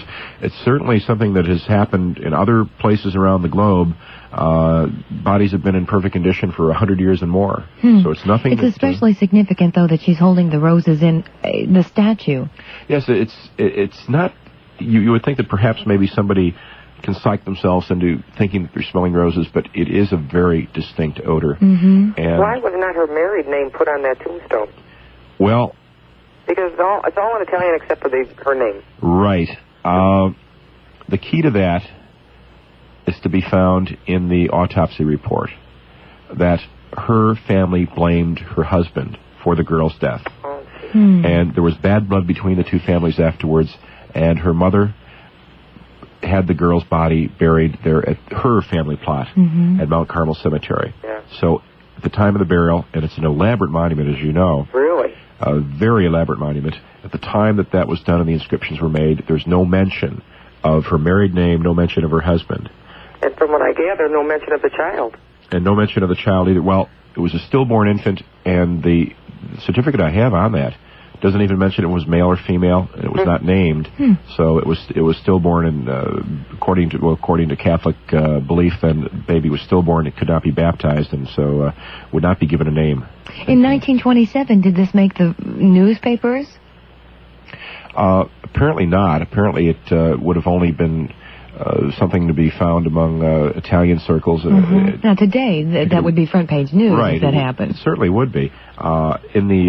At the time that it happened, it made quite a stir on the west side of Chicago. And Julia had lived on May Street, right down the street from where Holy Family Church is now located, between Taylor and Roosevelt. And the house that she lived in is still there. A big wooden staircase in the front. I've seen it and photographed it. So she was a West Side, another good West Side story. We've got a lot of good West Side stories. But this is one West Side story that was never made into a movie. Can you imagine this being made into a movie? It certainly could be an interesting one. Especially with the chain of events going on in this day and age. Right. I have one more question. Do you have a book that is out? No, I don't. I don't have one out yet, but I'm putting one together at the moment. Because I remember you saying something the last time you were on there about a book. Well, everybody's proud of me, and as soon as Halloween season is over, I've just got to knuckle down and finish it. Darling, you've been doing your homework, and I'm glad you were listening this morning. Thank you very much. Bye-bye now. Bye-bye. 27 minutes after the hour of 1:27, talking with Richard Crowe this Monday morning, 591-5656. I don't know why I give out the telephone number, because we've got a ton of calls to get to, and we'll do that in just a few minutes. We'll get back into calls and your conversation at 591-5656. Richard, I think it would be wise for those just tuning in that we pass along your address, or for those people who might be turning in for the night. If you would like to get some information on lectures Richard will be giving, if you'd like to get some information on his tours, or if you'd like to send him some information about experiences or questions that you may have, you can write to Richard Crowe, C-R-O-W-E, Box 29054. That's 29054, Chicago, zip code 60629. Chicago, zip code 60629. Your next public lecture will be? Well, I have a lecture. I'm giving lectures for various groups that will be all around the area, but my next public lecture that I'll be sponsoring will be on the Thursday before Halloween, which I believe is the 28th, right, 8:30 in the evening. 8:30, and that's at Saints and Sinners Lounge at 91st and Archer. And that's a very appropriate place, Johnny, because it's right around the corner from the haunted Willowbrook Ballroom with its Resurrection Mary stories. We're not far from Maple Lake, where the Maple Lake Ghost Light appears. You're right on Haunted Archer in Willow Springs, 91st and Archer, Saints and Sinners, 8:30, Thursday on the 28th of October. It's $3 admission for the lecture, and that includes free admission to the lounge afterwards. Oh, great. Now, that's admission at the door, then? Admission at the door, $3, and stick around afterwards, and we usually do tell ghost stories till the wee hours afterwards. Okay, again, that is Thursday night, October 28th, 8:30 in the evening. And the topic is True Ghost Stories of Chicagoland, with slides. Okay, we'll repeat all that information, too, through the course of our conversation here. We have some patient people waiting on our telephone lines. Ray, thank you for holding on. Good morning. Good morning. Relative to Richard's story about the Chicago Tower and the other limestone buildings in Chicago. All that limestone came from Lamont Quarry. I'm wondering if it's possible to use the equivalent light on some of the faces of the wall of Lamont Quarry and come up with some answers. The remains of the bride, after 6 years in original condition, has quite a bit Catholic connotations, because some of the saints were dug up after many years with their tongues because they never told the mistruth, and their heads and their bodies. I'm just wondering if there are any stories on that wall that you could pick up with the ultraviolet light or with the vapor light. You mean the quarry wall? Yes, and the whole quarry wall is in Lamont, and almost the whole Main Street from the center of town to Route 45 is lined with a considerable number of convents. A flash came through my mind when you were talking about it. I'm just wondering if in the history of Mother Teresa of Chicago, by Father Malik, who has done considerable research about that area, and the nuns developed a convent and aged home there, have relatively good history of what happened in back of the convent, and if there's any possible association between the appearance of the hanging man at the water tower as any association. it'd be interesting to know whether with your supposedly well qualified experience on some of these matters that you might come up with some answer from the quarry. You've been making some very interesting suggestions. Can we just jump back for a moment? Mother Teresa, is that Mother Dudzik? Is that the... That's it, Mother Dudzik. Mother Dudzik. And in the back of the book there's a glossary of considerable things that aren't mentioned in the story that leave a lot to be desired and explained. Is there an English edition of a Life of Mother Dudzik, or is that in Polish? It's a bound volume. No, it's an English edition, and it's printed, and Reverend Malik is still alive. He lives at the convent. I was not aware that a book in English had come out. I understood that there was a book in Polish being prepared. A bound volume. I didn't get your address, but I could probably have one sent to you. I certainly would like to obtain a copy because I am not familiar with that. A friend of mine who's an archivist with the Archdiocese of Chicago, who's done considerable work on the Archdiocesan history and not only in the architecture of the churches and so on, but on the various religious orders and so on, mentioned to me this. But I'd be glad to hear anything about it. Yes, I'll give my address quickly again. Or just stay tuned and I'll give it again later. Right. The only thing is a thought flashed to mind, and it's coincidentally that on one of the programs before I had a flash like that, and what happened came through after 9 months, but that's out of this particular category. Certainly more work should be conducted on this Lamont limestone and why it has these properties, and I will certainly take into consideration doing some photographic experiments out at the quarry, and I have a number of friends who are very keen on trying photography at different sites, and I'll definitely bring this up. They know where that stone came from relatively, and under ultraviolet or vapor light or under black light, they might have a story on the wall. Certainly, there's any number of possibilities. It's worth a try, I'm sure. Yes. And mentioning Mother Dudzik here and the case of Julia, may I just point out that at the moment, beatification process is in process and pretty well. There seems to be a little tie-up in it because it's been very sincere and severe, and the old nuns that have been queried and made documents. All but one is alive now.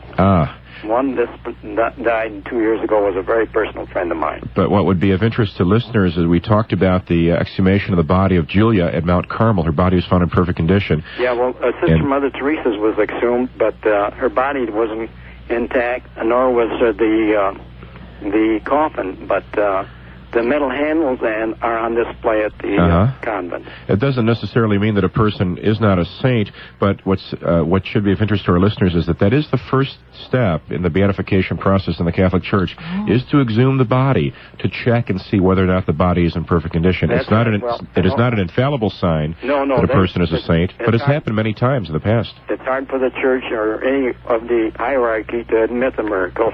It's almost a superhuman effort. So I'll get your name and address and see if I can get my copy to you or get a copy for you. Thank you very much. I'm very interested in hearing that, sir. Thank you for the call. And the back pages, the glossary is what's of significance to you unless you make an actual study out there with the different sources of light. This light connotation flashed through my mind, and I felt, well, you ought to know. Thank you very much. Well, good. Thanks a lot for listening as well. 19 minutes after the hour of 2, we will repeat Richard's address a little later on in this hour here at WIND. A few times, Richard, you mentioned ghosts on film, and I'm sure in passing, and I know we talked about this off the air, there are people sitting at home saying, oh, wait a minute, how in the world do you go about photographing a ghost? Do you have to have multi-million-dollar equipment to go out there and find a ghost and capture it on film? No, you actually don't, and for some reason it seems that cheaper camera equipment is often perhaps even better than more expensive and elaborate stuff. I have friends who are professional or semi-professional photographers, and we've tried infrared photography a number of times. Infrared is extremely tricky. The problem is not so much with my photographer friends who are quite good at using infrared film, but usually it's botched up in the laboratory, and sometimes it's hard to get the film processed properly. Often it's very hard to get the film processed properly, but Polaroid film, Kodak film, 35mm film, just about any kind of camera has the potential of picking up something. Usually when there's nothing visual, to the human eye, I should say, there's nothing there that can be seen. But if you go to a known haunted site, try a number of photographs, you may be lucky, you may catch something on film. And it's happened, for instance, at Bachelor's Grove that we talked about earlier. Many people have caught on film, on Polaroid, color film in particular, mist-like shapes, looking like fog or mist, and yet there is nothing visible to the human eye at the time that it is caught on film. This happens again and again, and although some explanations have been put forward by people, so far no rational explanation, natural explanation has worked. A friend of mine who discovered this phenomena, I believe he was the first person to discover it, at least he's the first person to publicly state that he has come upon this, is an Oak Lawn man named Tony Vasey. Tony discovered this in 1974, brought it to my attention. He was out with a Polaroid SX70 color camera by his side. The camera apparently brushed against a branch or a twig or went off by itself, perhaps. Whatever the reason, a photograph came out, developed before his eyes, and as he looked at the film, was a little bit disgusted because obviously the film was defective, the camera was defective, because it showed a big blotch of white mist in the center of the picture, but nothing was there. Nothing was there at the spot. Well, to make a very long story short, after shooting film there with that camera and having brought the camera to Oak Brook to the Polaroid corporate headquarters to have them examine the camera and the film, they said, it's not the film, it's not the camera, it's something outside the camera. It was not defective film, not a defective camera. Something outside the camera was the cause for that. And since that time, many, many people have been out there trying their luck. And if anybody and any high school students listening want a good science fair project for this year, may I suggest that you try some experiments in psychic photography. And the place for you is Bachelor's Grove Cemetery. Karen, you're calling from Indiana? Yes, I'm quite aware of Mr. Richard Crowe doing guest speaking all over, and quite often he's always in Illinois. Is there any possibility of him being speaking in Indiana? Oh, you called at the right time. Good. I will be in Indiana for Club Rap. I believe it's Highland, Indiana, at the American Legion Hall. And you caught me a little bit off guard. I didn't bring the information for exactly the location of that hall. I don't know if there are many American Legion halls in Highland, but it is coming up on a Tuesday night, a week from Tuesday, which should be the 19th. Is there a particular topic that you'll be talking on, or? Well, I'm apparently quite popular in that area. This is the third time I've been back for Club Rap. And this lecture will be a different lecture than the one I mentioned earlier. This lecture will be Ghosts I Have Met, and that lecture will be given at the American Legion Hall.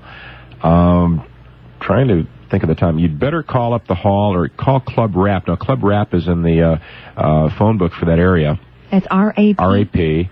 So call Club Rap, and they'll give you all the information on that. Okay. They're sponsoring that event. That's on Tuesday the 19th in the evening, and I'm afraid I didn't bring that information with, but do call them up and ask them for the information. They are sponsoring my appearance, and then we'll give you all the details. I'm aware of one in Highland on 2nd Street. Yes, that's Club Rap. Route 30. That's Club Rap. Ridge Road, excuse me, Ridge Road. Okay. Okay. Good. Thank you very much. It's just that he's always in the Illinois area. I just was hoping I'd get to see him in person in Indiana. Well, if you missed that one, invite me out. I'm constantly speaking all over. I will. My lecture and tour season this year is extremely heavy, and a lot of good people in Indiana, a lot of good ghosts in Indiana. I'm more than glad to come out and talk to you. Okay. Thank you very much. Thank you for calling, Sharon. Bye-bye now. For a member of a club or organization like to get you out to do a speaking engagement, again, they would write to you? Yes, write to me and request the literature on my lecture offerings, and I have a number of them now, a number of different lectures with slides or without. And how can they pass up the slides? Ghost on film. Ghosts on film? Well, some people would prefer no slides, for instance, for a luncheon lecture or something of that sort. Coming up, I will be back at Northern Illinois University the week before Halloween. I will be speaking at DePaul on the Friday before Halloween. I have the Club Rap engagement. I have, I can't even begin. Tomorrow night I'm doing a tour for St. Rita's High School Mothers Club. Tuesday night I'll be speaking at St. Mary's Star of the Sea on the South Side. I just have a whole list of appearances I'll be making. I have to keep a very detailed calendar to get everything straight. Johnny, I just squeezed you in tonight. I'm going to lose some sleep to make out the rest of the week, but I did want to make the show tonight, and it's a pleasure to go out and meet the people personally. So if you can come and see me at one of my appearances, I'd be more than glad to meet you and talk to you. Well, that's right. He is a busy guy. This is October, and this is the hot time of the year to talk about ghosts and hauntings and ghost stories, and we're pleased to have Richard Crowe as our special guest this morning. We continue here at 591-5656. Patience is a virtue, and Bill certainly has patience. Morning, Bill. Hello, how are you? Fine, thank you, sir. I just caught you in time. I got rid of a guy at a door, and I didn't think I'd make it back in time. Well, good. You have visitors at this hour? Yeah, right. I'm guarding the place here all day. Oh, I see. Bill's our security guard. Checks right. in. Okay, here's what I want to ask you, Rich. You mentioned what college you went to, but what high school did you go to? I went to Quigley South for 3 years and graduated from Gage Park after that. Yeah, I went to good old Mount Carmel. I'm a good South Side boy, right? Right. Okay, I want to ask you a question. You mentioned something about a happening over at St. Rita, but I never got the full story on that. At St. Rita's Church? This is at St. Rita's Church. 53rd and Rockwell, right? It's right at Fairfield there, right? Fairfield, just east of California. Right. Okay, now we're going to make this into one of the old-time radio cliffhangers. Bill, you go back to your radio, and everyone can turn up their radios at home, and we'll take a quick break for the news and come back and give Richard a chance to tell that story, okay? By request, Richard, the story, the Holy St. Rita's Church. St. Rita's Church, and we were talking off the air about the Holy Family stories. We'll get into that a little later on in the program, but by request, the St. Rita's Church story. And for some reason, everybody's requesting that lately. I think the reason why is that we're coming up to the anniversary. Because the story took place on All Souls Day. All Souls Day of 1960, November the 2nd, 2 days after Halloween. We have Halloween, All Saints Day, and All Souls Day, and traditionally All Souls Day, just as good as Halloween, for the day that the spirits can come back to take care of unfinished business among the living. Now, on the All Souls Day of 1960 in Mention, there were some 24 people in the church saying prayers for the souls of the dead, for the souls of their departed loved ones. They were in the church praying by themselves, standard Catholic practice at that time of the year. And suddenly, the organ began to give off some wild screeches. The people in the church turned in the pews to look towards the organ loft. And when they did, they were startled to find that in the organ, at the organ loft, at the organ bench, that is, at the keyboard, there was no one there. There was nobody seated at the organ, but the organ's giving off wild screeches. And on either side of the organ were strange figures. 3 dressed in black robes like monks, and 3 dressed in white robes like monk-like robes. So 3 on either side. The hoods were up, and the faces, if these things had faces, if they did have faces, they were not visible. They were just shadows inside the robes. The people who were in the church naturally were a bit perturbed and headed for the side doors of the church to leave. When they got to the side doors, they couldn't get those doors to budge, couldn't get those doors open. The doors were being held shut. The figures in the organ loft were now on the ground floor of the church, gliding right through the pews. The people on the verge of panic at the doors trying to get out, the figures gliding through the pews, when a voice was heard to whisper loudly through the church, "Pray for me." As that occurred, a cold breeze, a wind from inside the church, obviously it couldn't happen, blew out, blowing the doors open as it did. Everyone tumbled out into the street. At the time, the pastor of St. Rita's Church was Father McHale, and he later gathered as many of the people as he could learn their identities together and asked them not to discuss this matter, to keep it quiet. But a story of that magnitude just couldn't be kept quiet. At that time, I was attending grammar school at Visitation grade school, basically the next parish over to the north of that parish, north of St. Rita's. And I'll never forget hearing those stories as a child. Never forget hearing about the phantom monks and the ghostly occurrences that occurred at St. Rita's on that day. And as the years passed, I met more people, met many people who were from that area, eventually found contacts, people who were actually there that day, had the experience. Just yesterday, I did a tour for the Saturday, that is. I did a tour for the Tinley Park District. A woman on board that tour was from the parish. Although she personally had not been there that day, she knew friends, and I hope to contact a few more people through her.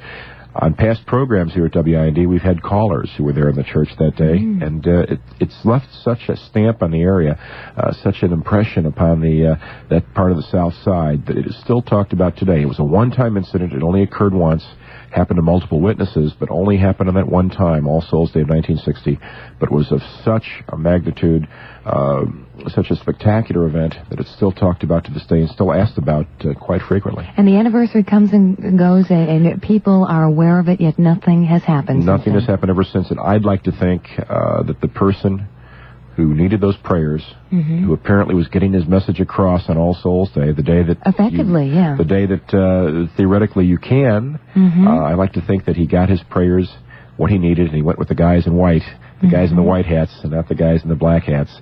I like to think that everything was resolved through the best possible way for that poor soul, and that he was remembered, and that's why he doesn't have to come back anymore. Richard Crowe is our guest. It's 2:40, 20 minutes before the hour of 3 here at WIND. And thank you for holding on. Good morning. Good morning, Johnny. I'd like to talk to Richard about Bachelor's Grove. Back in 1939, my brother and his boyfriend rented it was called a beer garden at the time. And we used to go out there every Saturday. And, you know, for the life of me, I can't remember anything ghostly outside of it being dark all the time. When did that all happen?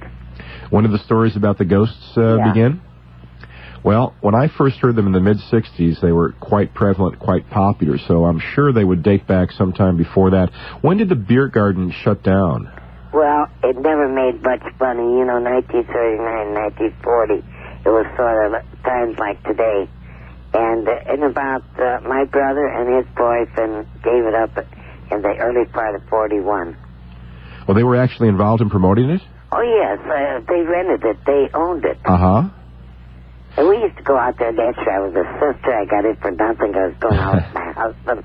And we used to go out there dancing and everything. Do you have any old photographs of the area? I may have. I'd have to dig down, but I could look. And we used to have, there was the benches outside with the tables, you know, picnic tables. Right. And we used to walk out there, and I remember one night, it was before I was married, and I was going out with my husband, and I got awful angry at him because he walked out with this one girl. And outside it being so dark, I can't remember anything ghostly about it. So you don't remember hearing anything ghostly at that time period, no, 1939? Now, when you were out there, did you grow up in the area, that particular area? Well, You're there all your life? No, I'm southwest side in Oklahoma. And my brother was one of these fellas that at the time, you know, he'd get his figures at anything. And I believe, I'm not sure, but I believe his partner, I think that his parents or something had to do with the ownership of it. I remember his name.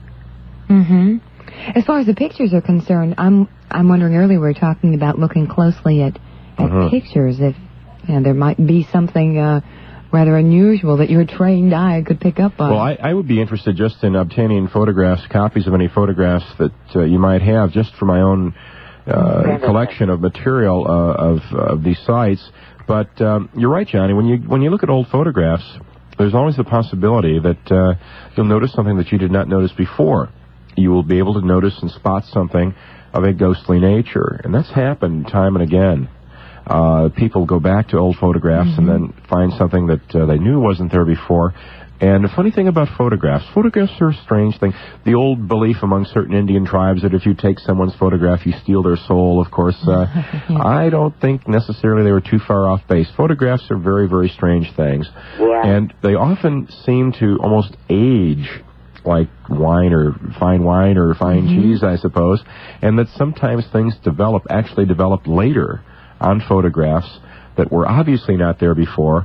But as the photograph ages, then something shows up, something pops up that was not there before. Well, if you want to dig down deep, you might come across some fascinating stuff. I would like you to check back with me, Ann, if you do come across some of that material. I will. will. Would you do I'll that? do that. Okay, good. Thank you very much. Appreciate your call this morning. And as you were saying earlier, Richard, in documenting these stories, you like to get every possible piece of information, substantial information that kind of fills out the story, if you will. Right, because you never know where the key to a certain occurrence may come from.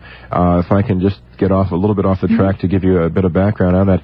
The Robinson family burial ground is a very interesting haunted Indian burial ground on East River Road just north of Lawrence. For a number of years, I've been hearing about the sound of a chopping wood type sound being heard at night. And I heard this from a number of people. I wondered why a chopping wood sound would be heard. What would this mean? It was just sometime after that, a number of years after that, actually, when I first started to hear those stories, that I met a woman who used to visit the Robinson family, their descendants, some years back, 30 years back or so. And the last of the Robinson clan, the men would earn extra money by doing odd jobs for people in the area. They would do odd jobs around the area and also chop firewood to earn extra money. And they would earn this money, and usually they used it for buying liquor to go have a nice little party there back in the woods at their little cabin. And apparently were out in the woods chopping firewood, often in an intoxicated state. And the interesting thing about that is that people who die in an intoxicated state, people who die in that condition often have trouble making the transition between life and death. So we may have a case of the ghosts not being sober enough to realize where they are yet. And that's why they're out in the woods chopping firewood. That certainly explained a number of things when I learned that that's how the men earn some extra money, by going out in the woods and chopping firewood at night. Are there other forest preserve locations that are, quote, haunted? Well, we have an interesting situation wherein much of the forest preserve belt of Cook County is along the Des Plaines River. Now, the Des Plaines River was much more densely inhabited than the Chicago River in early years, because only the dummies lived in the Chicago River with the cold winds blowing up Lake Michigan in the winter. The smart Indians all lived along the Des Plaines, a sheltered valley. So we had a dense population around the Des Plaines. We had centuries of ruins that and relics that are still to be found of Indian villages, Indian sites, and also pioneer sites going back a good century and a half. And that's virtually untouched, unchanged along much of the Des Plaines River Valley. It's preserved in its natural state as the forest preserves. So that you do have a number of good sites along the Des Plaines River Valley. And part of it may be this concept about ghosts and running water. The sacred river to the Indians in this area was the Des Plaines. And we have a number of sites near the Des Plaines River, and they're always on the east side of the river, which brings to mind the stories that ghosts can't cross running water. They're always on one side. And you can build a pretty good statistical case for that by studying ghost sites near the Des Plaines. And so there's quite a bit in the area along the Des Plaines Valley, and much of that is now forest preserves, so much of it is in the forest preserves. So it's a very interesting area to study, to get out, to visit, and take a look around. It's very scenic, atmospheric, very psychic, too. We're talking with Richard Crowe, 13 minutes before the hour of 3, 2:47 here at WIND, Talk Radio 56. And let's see, we jumped down to line 7. Hello, Lori. Hi, how are you? Fine, thank you. I wanted to ask a couple of questions of Mr. Crowe, and then I have some stories to tell. How long is it before a body begins to decompose when they're buried? Well, normally. Just after death, the body does begin to break down. The question is how rapidly it proceeds depends on many different conditions. Was the body embalmed, the conditions under which it was buried, and whether or not it's airtight. Would the health of the person have anything to do with it? I'm sorry? Would the health of the person have anything to do with it? Yes, very definitely, depending on how the person died, the illness that did that person in, things like that all have a determining factor.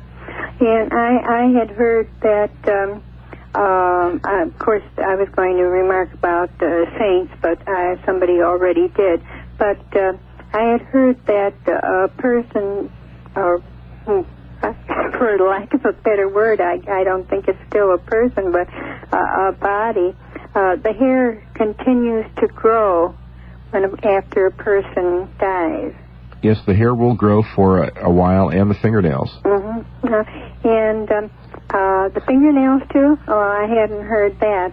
But when I was younger, I remember my father and my brother-in-law, during the Depression, they used to go out and they were both out of work and get bottles and things that they could sell. You know, everybody was doing all kinds of things then. And, you know, I mean, now I would be ashamed of something like that. But at the time, everybody was doing it.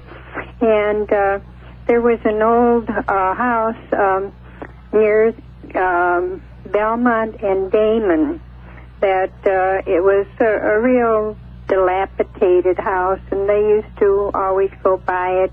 And one day they went and they looked in the windows and saw all kinds of things in there that they could sell. You know, I mean, I guess they were really stealing or something. I don't know. But anyhow, the following day they went in, and the basement was covered with newspapers. The floor was covered with newspapers and dust all over the floor. It had been setting for years and years, I guess. And my father and brother-in-law swear, you know, that they felt a cool breeze, and all of a sudden they saw a little boy dressed in real old-fashioned clothes, and he was walking, yet the only thing they felt was this cool breeze, and the papers weren't rustling like they were when they walked, and there were no prints except in the dust except theirs. And for years, until they died, actually, my father and brother-in-law would not go near that particular area. They'd go, you know, around it.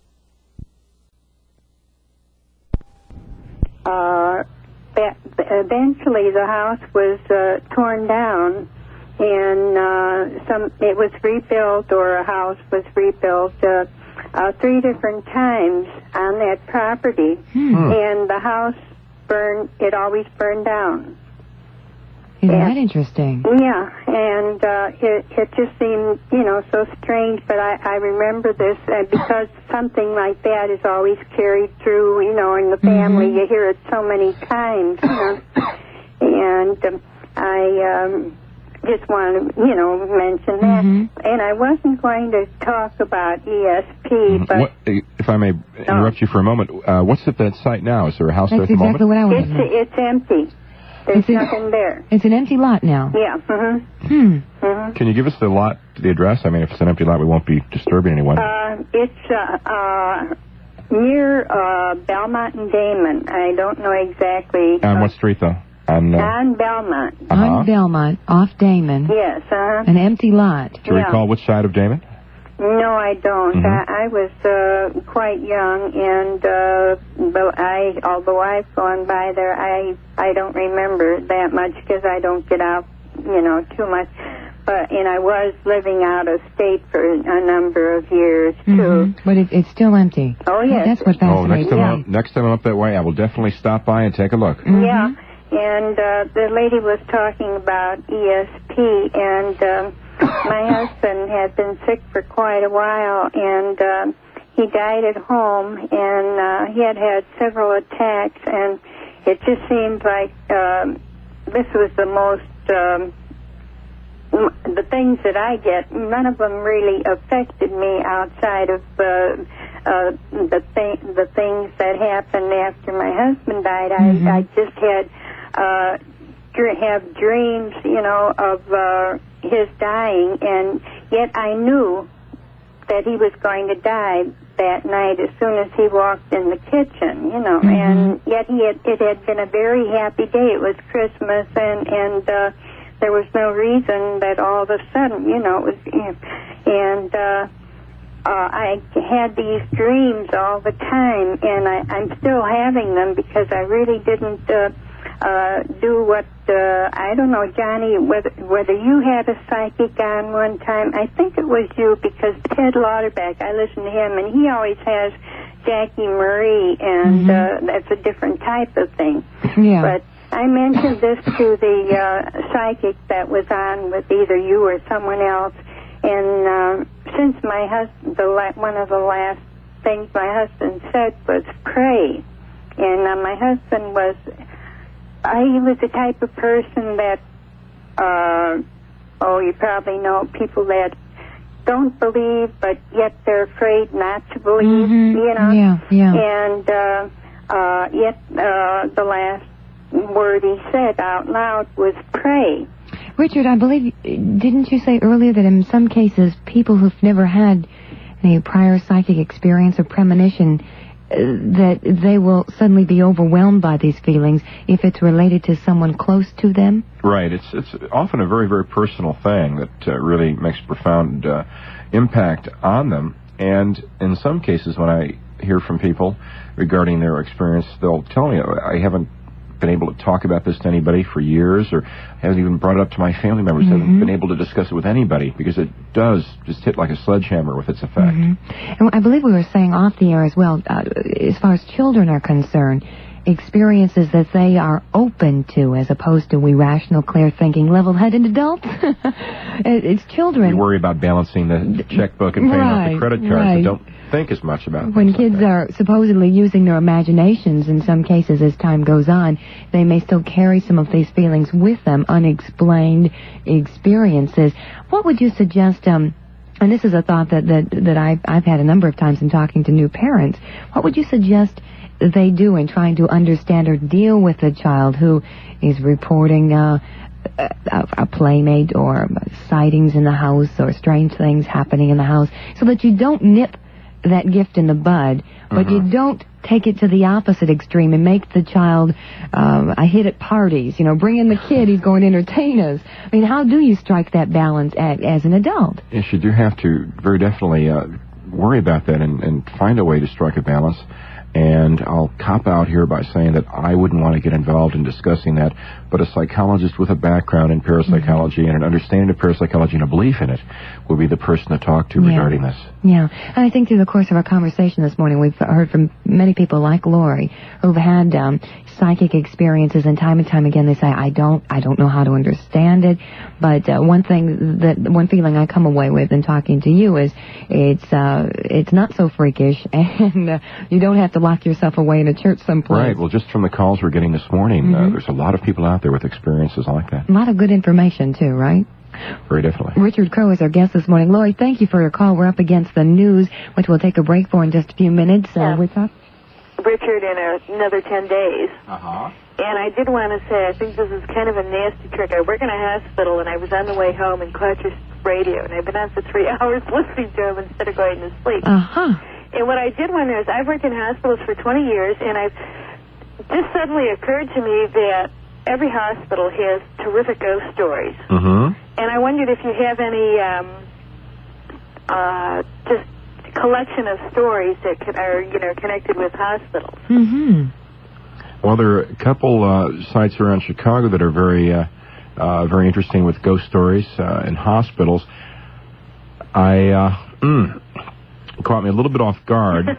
I tell you what, folks, why don't we take a break for our news and come back and give Richard a few minutes to go through his memory. Okay, Judy? Okay. And you're going to be taking the tour in 10 days? The 22nd. The 22nd. Okay, well, I'd like you to check back with me if you have an opportunity and give me a little rundown on how you react to the afternoon you'll be spending on the tour.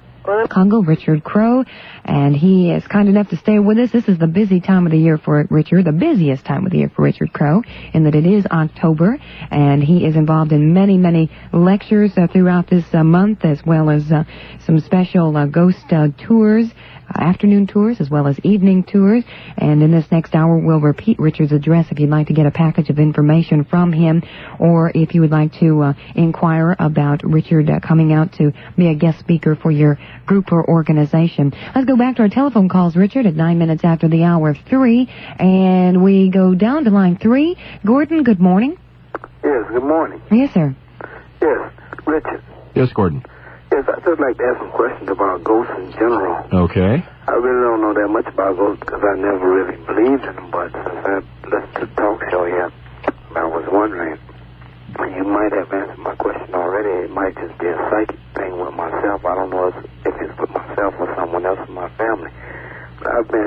about there as being some type of spirit. Do you consider a spirit and a ghost to be one and the same? Actually, no.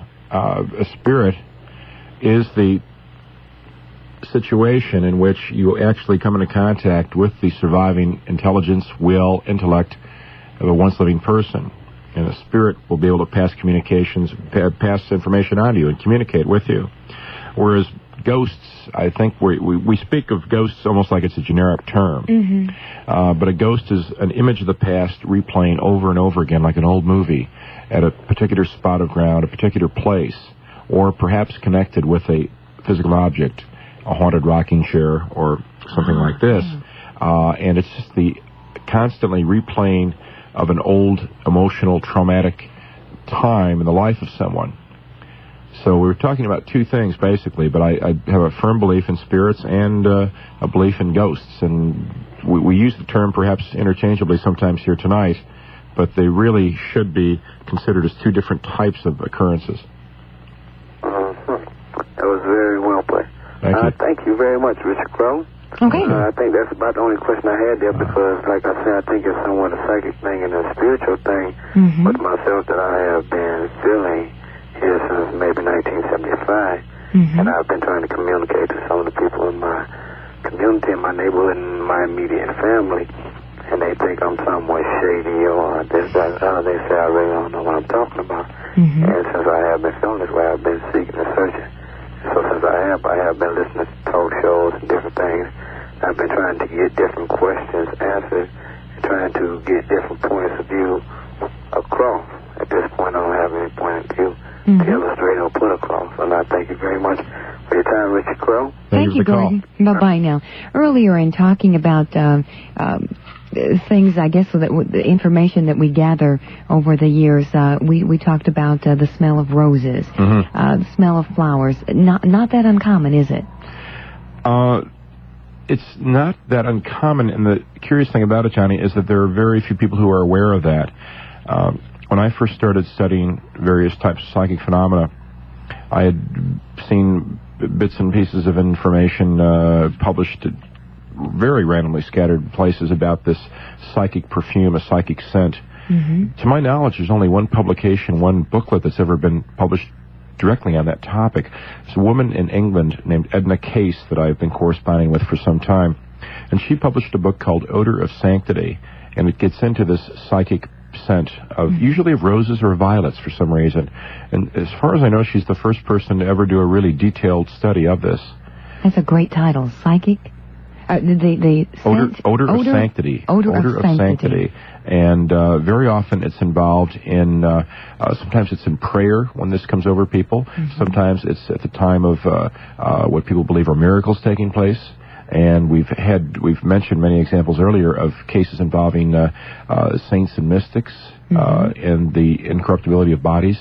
But it's a very, very interesting phenomena that I think is very greatly neglected. Not only the psychic sense, but we're so sight-oriented in Western society that we always want to see ghosts, and we always want to experience something by sight, and we put much, much greater emphasis on aspects of the paranormal that deal with visual apparitions and sight, and we should be as equally concerned with hearing things, feeling things, cold spots, for instance, and the psychic sense and the other impressions. The first psychic experience I ever had, and I haven't had a lot, I'm not a psychic, but the first experience I ever had was a psychic scent of roses regarding little Mary Alice Quinn, the Chicago Miracle Child. So I'm maybe a little bit more prejudiced in let's give credit to the different types of phenomena, not just sight, not just apparitions. The first experience I had was of scent, and I didn't quite realize what was taking place until later that day when I did learn that there was such a thing as psychic scent. I'm sure many people go through life not realizing that there are these other possibilities, these other psychic possibilities that take place. The smell of roses? Smell of Roses was the first one I had, and that was involving the Chicago Miracle Child, Mary Alice Quinn. And in researching it, roses, did they play any significant part in the story? In the story of Mary Alice, they definitely did. Mary Alice was a little Irish-American girl from the south side of Chicago, born with a heart condition, was quite ill most of her life, or short life. She died at the age of 14 in 1935. Now, I visited her family in 1968, visited her mother, father, and sister in Calumet City, and while in the room, it was called the Mary Alice room because it was there that effects belonging to Mary Alice were kept, a trunk of her clothing, a dresser with statues that belonged to the girl, and pictures of her on the wall. Things of that sort were kept. In that room, I was overwhelmed with the scent of roses, so strong I couldn't catch my breath. Walked out of the room, scent was gone, walked back in the room, no more scent.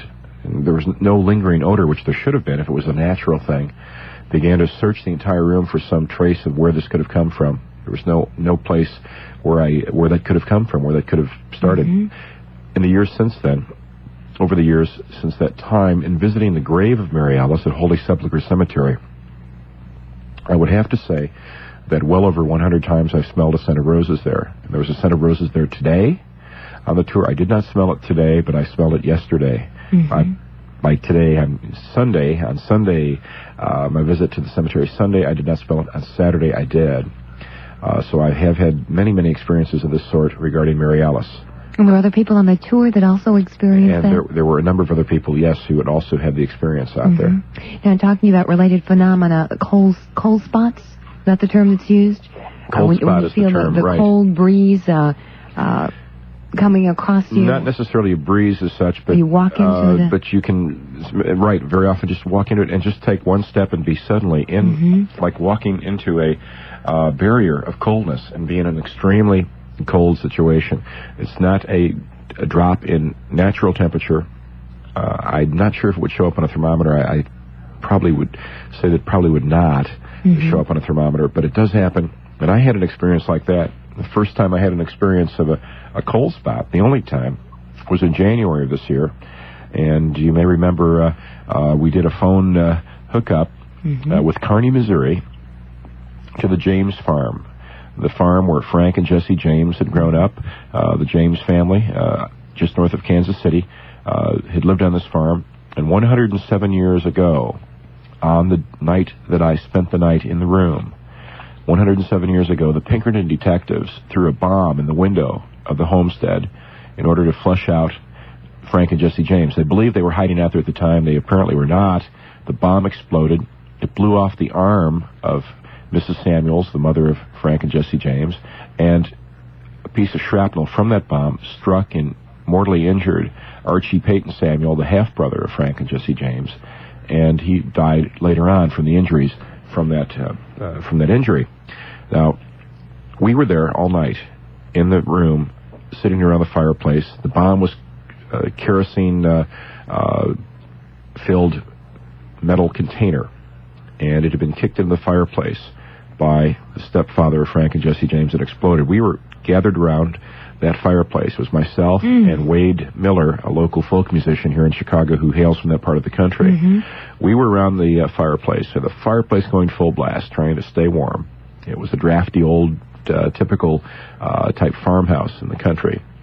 And while we were there, we were trying to keep warm by keeping that fireplace going full blast, and we're doing a pretty good job, but it was a bit on the chilly side, but it was not unbearable. About 4 in the morning, Wade noticed that it was suddenly quite cold, much colder in the room than it had been. I agreed with him. It's certainly something had changed.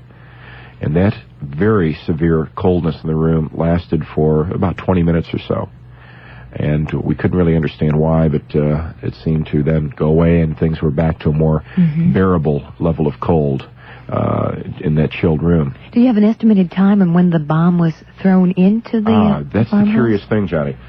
We were in the room all night. Milt Perry, the curator of the James farm, had gone to bed. He didn't want to stay in the cold part of the old farmstead. He went to a warm bed in another, in addition to the little museum there. Well, the next morning, the Kansas City Star reporter came to interview us and talk to us. And the first thing we asked him was there a sudden, very, very rapid temperature drop about 4 in the morning or so? No change. It was about 10 to 15 degrees all night, he said. And talking to Milt Perry the next morning, who is really quite an authority on the Jameses and the Youngers in that era of American history, we mentioned this and said it had gotten extremely cold at that point. And then Milt Perry lowered the boom. He said, "Don't you know that was the time that little Archie died?" Now, both Wade and myself had read enough of the Jesse James literature and material that we knew that the bomb went off before midnight. We were familiar with that. But neither one of us knew that it was not until about 4 in the morning, just about 4 in the morning, when the little boy had died from the injuries. And Milt then proceeded to give us all the details, mostly from material that was not readily available to us. It was from local newspapers and so on. But to my knowledge, none of the books that I had on Jesse James or the James Gang had covered in such detail the point that it was at 4 in the morning. At least consciously we didn't know that. And we both experienced at the same time. How old was the little boy? He was 12 years old at the time. And whatever took you to that part of the country? Well, my interest in the American history, the Civil War era in particular, and the post-Civil War era, the frontier states in in Kentucky, Missouri, the guerrillas, the war-torn situation, the divided loyalties that took place in states like that fascinated me for a number of years. And it was the added dimension of a possible ghost that really brought me down there very quickly. The farm was taken over by Clay County and acquired from one of the descendants of Frank James, who had owned it, and the James family had owned it until relatively recently. It was acquired by the Clay County Historical Society, who began to then renovate the place to open to the public. And at the time of the renovation, just a couple of years ago, various poltergeist-type phenomena was reported. This is often found at sites during renovation. It seems to stir up something in the past. It seems to get the ghosts, gets their dander up. They get a little bit upset with change being foisted upon them because it's not the same anymore. Change takes place, it gets them upset. So a number of workmen who were there at the time, these were mostly history students from nearby colleges, they began to report all kinds of strange things. Tools would disappear. Doors would open and close by themselves. And at first it was just thought, well, it's just hyper-imagination and so on. But there was just too much of that going on. And taking that into consideration also the fact that it was a renovation project, there was such a tragic incident that took place there, I felt that had potential. When Wade Miller suggested to me that we try to visit the place on the anniversary of the bomb going off, I just jumped at the chance. He knew Milt Perry, the curator. We had some letters sent down there to Milt. Milt was kind enough to allow us to come down there and set up camp that night in the room, and the rest was a most interesting evening. And that exact date is January? I'd have to check my notes. I believe the 27th or so of January. I'm planning on taking another trip to that part of the country. I might just find myself down there at that time. I'll be glad to fix you up with an introduction to Milt Perry, and I'm sure that he'd be glad to allow you to stay there. And whether or not you visit at that time of the year, it's certainly worth a trip because it's quite a historic site, the old James Farm. Very, very interesting part of the country. Very interesting history down there. Richard Crowe is our guest. It's 24 minutes after the hour, 3:24 here at WIND. I'm Johnnie Putman, and we continue here at 591-5656. And let's jump up to line 5. Hello, Rich. Hello there. Hi. How are you today? Okay. I want to ask Richard Crowe if he remembers me. I used to live across the street from him about 15 years ago. Rich Rocco. Yes. Yeah. Well, there was a story about when we moved out in our house. There was a body found. You ever hear anything about that? A body found in your house? Yeah, in the basement. 15? We moved out and the building was empty for about a month, and we heard stories that they found a body in the basement who's been dead for a while. It would have been there when you were there? That's what they say, yeah. No, I wasn't aware of that at all.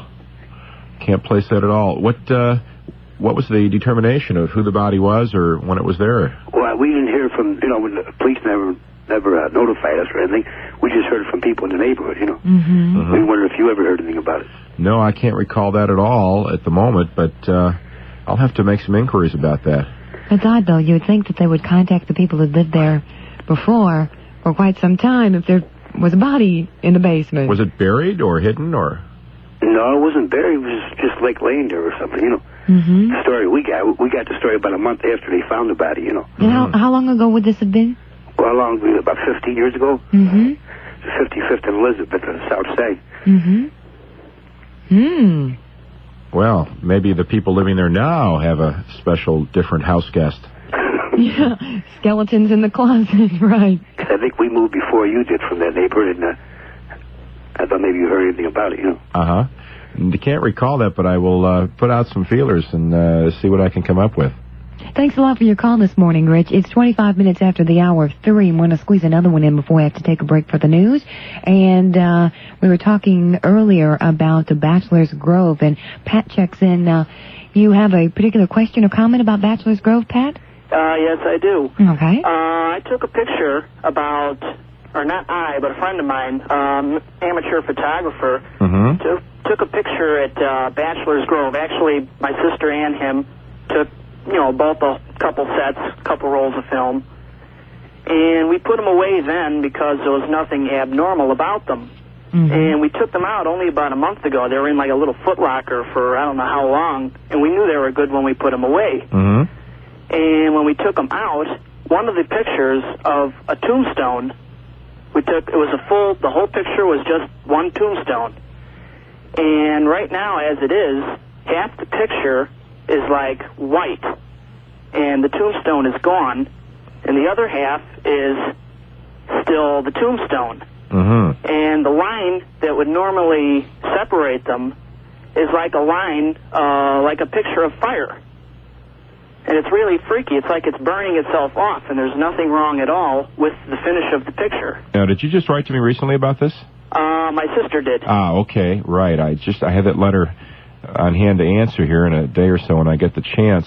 I have a friend who is a professional photographer and who is my photo analysis man, so to speak, and I would certainly like to have him see that.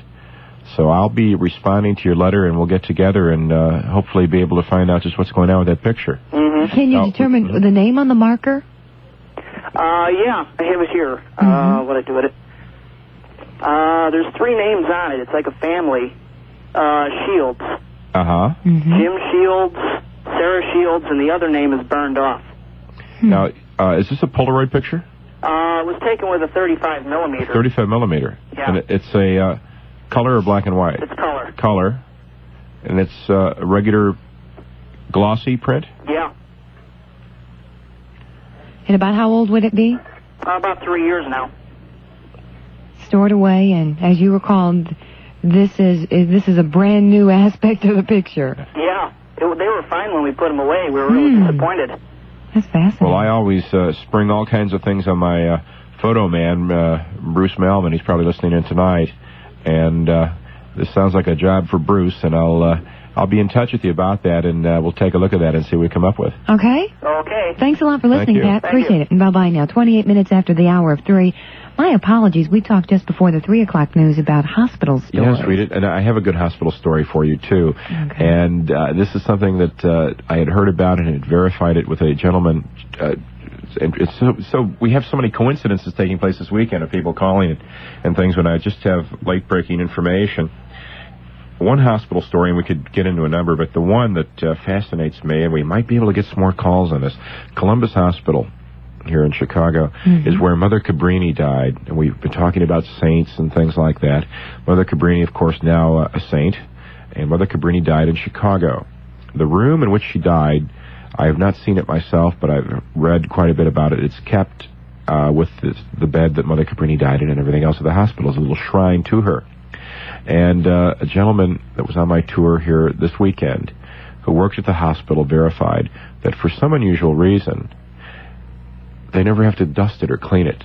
Dust never settles. The room is kept clean through some invisible means. That's wonderful. So, that's a great story. It's so different. It's so unusual. How would you ever sit down and invent a story like that? Right. For one thing, it's just so different.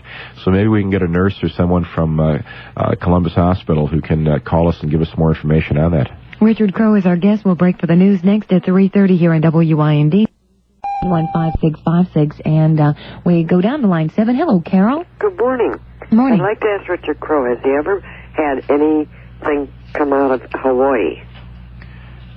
Well, I have not traveled to Hawaii, but I've read about it. I consider it a very haunted area, although I have not done anything personally. Are you from there, or have you had experiences No, I was there? over there in August, and I met this lady on the beach. She's there every morning, in case you ever get there. Her name is Terry.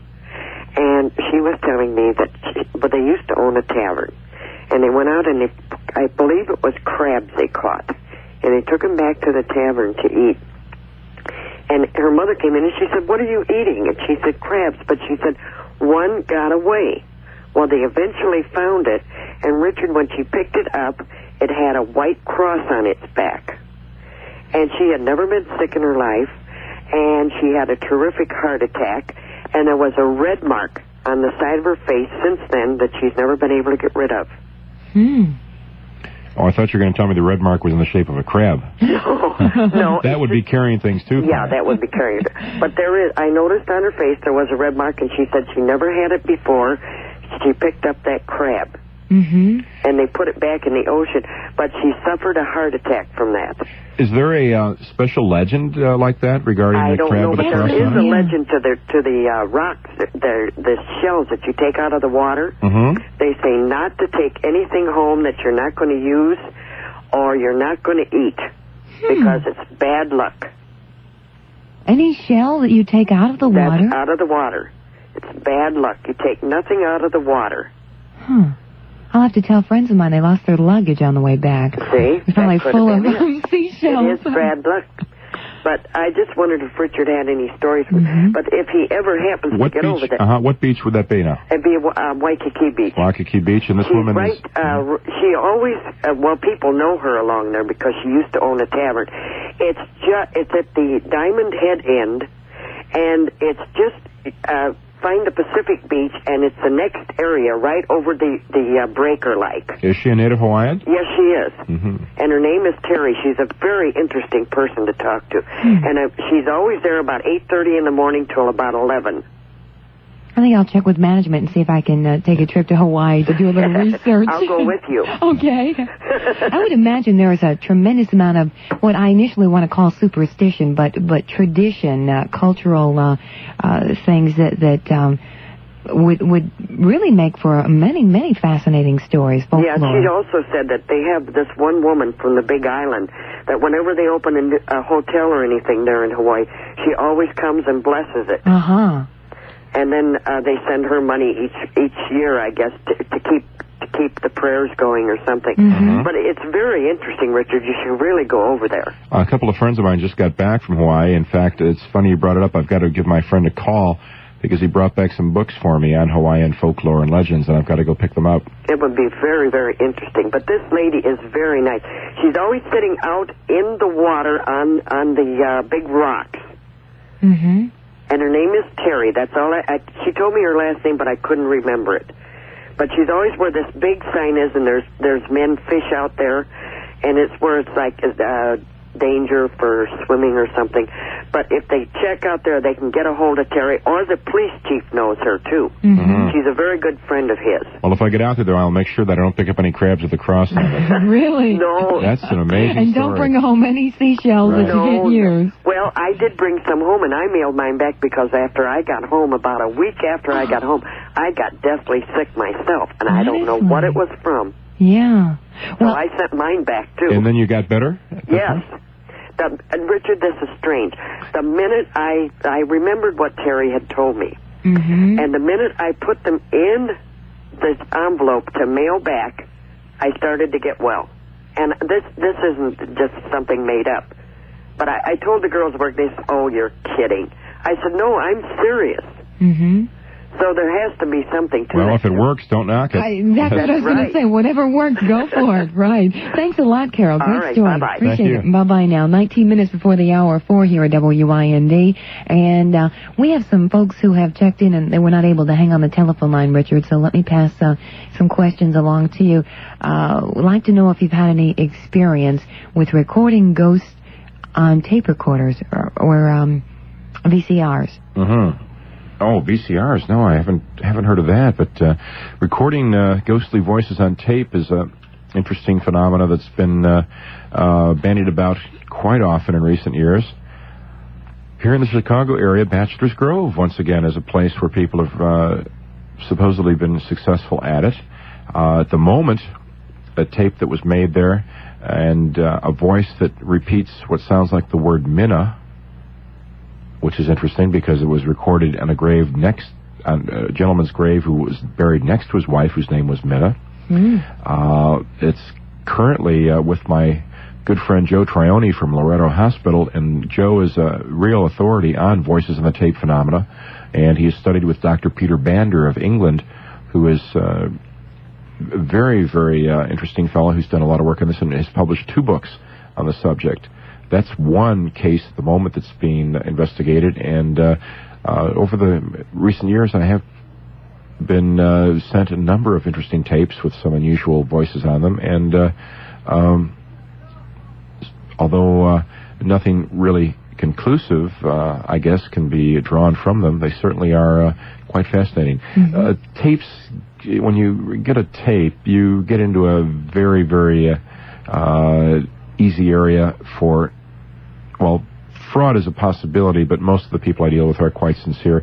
Not so much fraud as much as just mistaken interpretation of what you've got. Yeah. So if it's you have to use your imagination. If it's a cricket, or if it's a frog, or if it's a jet overhead, or what the noise in the distance is. And of course, at night, when most of these tapes are recorded, sounds travel such a great distance at night that it's very, very hard to be absolutely sure. You can't really have test conditions in the open at night.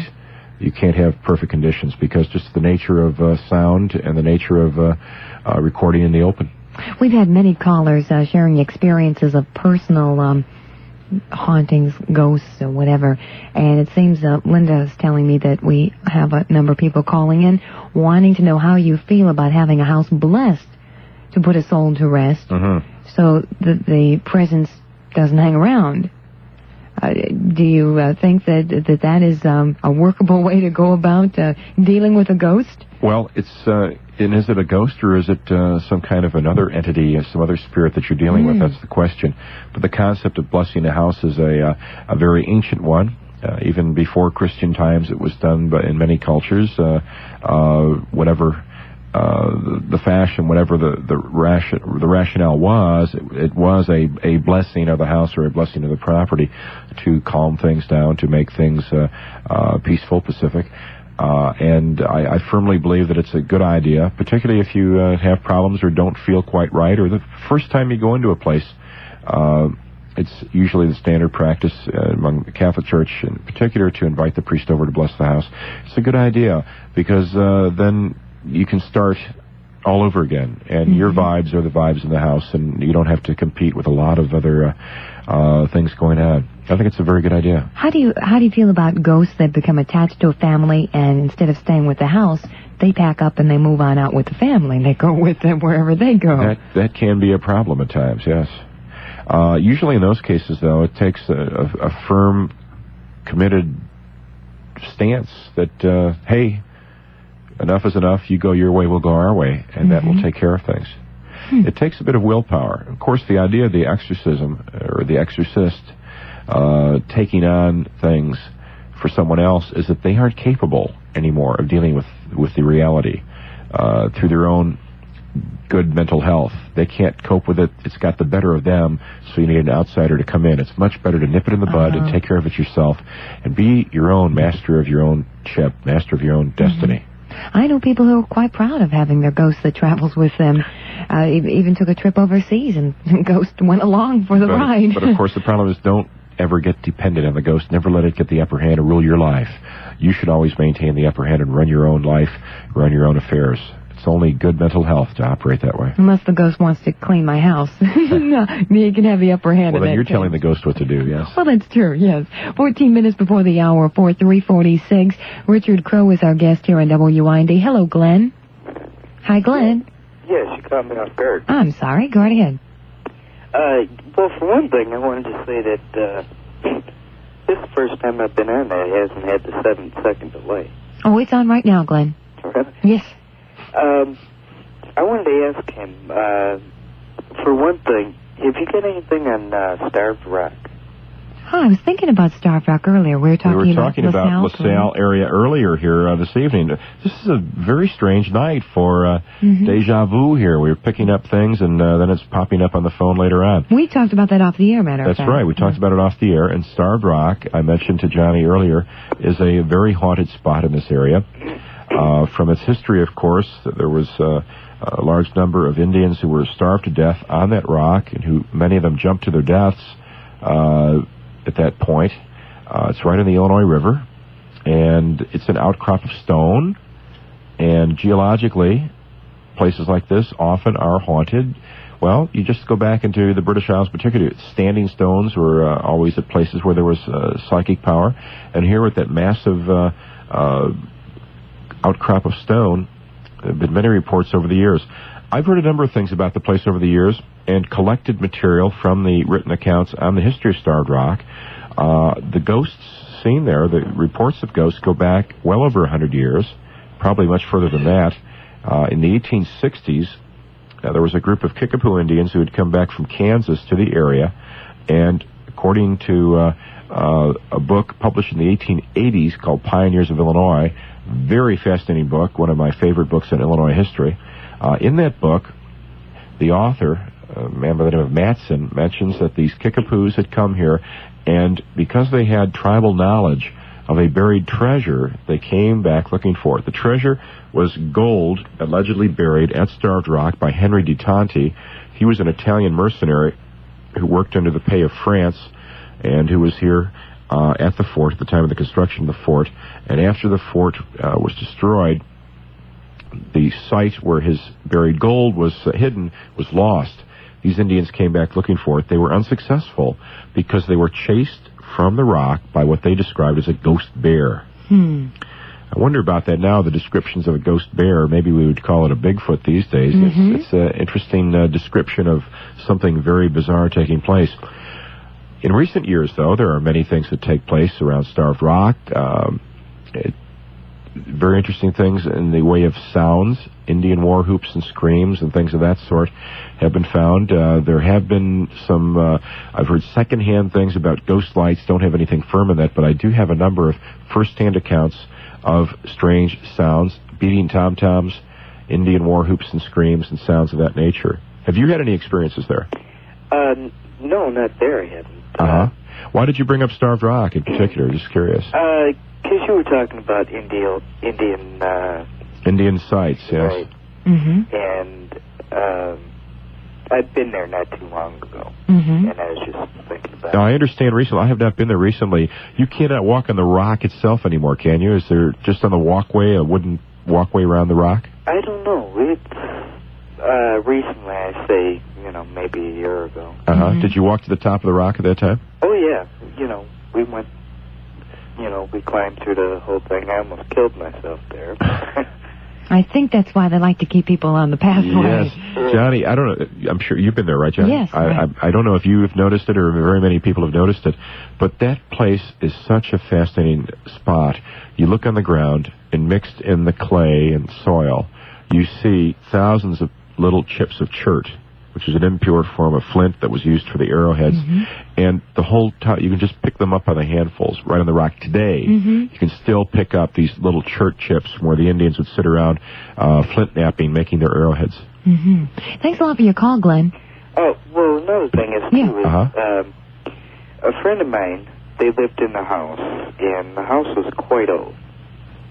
And we were in the basement, and the stereo was up quite loud because we were in the basement.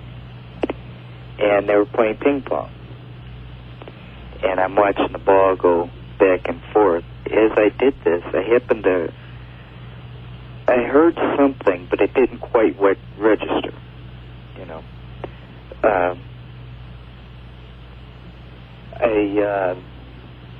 It looked to the ceiling, and there seemed to have been dust falling. All right. Well, I wasn't going to say anything because I didn't want anybody to think I was kind of tits. But someone said, "Did you hear that?"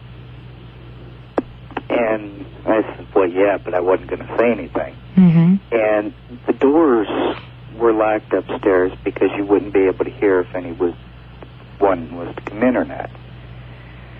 So the comment was made, "Well, the door's locked. How did somebody get in?" So we went upstairs looking.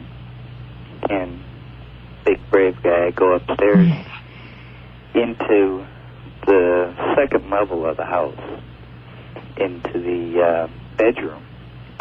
And I got the weirdest feeling. And I just said, "Hey, we'll see you later. I'm going home." Just like that? Yeah. Did they have any experiences prior to that? Well, all right, now, see, I had asked, because he was a good friend of mine, and I had mentioned something, and he goes, yeah, the house is definitely haunted, because he's had experiences there. Just feelings that he has in the house? Well, I haven't really asked him in detail what they were, but he says that, things have happened there. And are you saying that something made an impact, such an impact that it actually brought dust down from the ceiling? Yeah. I think that would stop me in my tracks. Well, as soon as I went into the bedroom, I just got, chills. It wasn't like a cold spot or nothing. I just, got a very weird feeling. You sensed something wrong. You felt something wrong. We'll see you later. A heavyweight ghost. Yeah. Have you talked to your friends see. He's moved away. Ah, I see. They're not occupying the house any longer. Did they move because it was haunted? No. The mother and father got divorced, and they just, went their separate ways.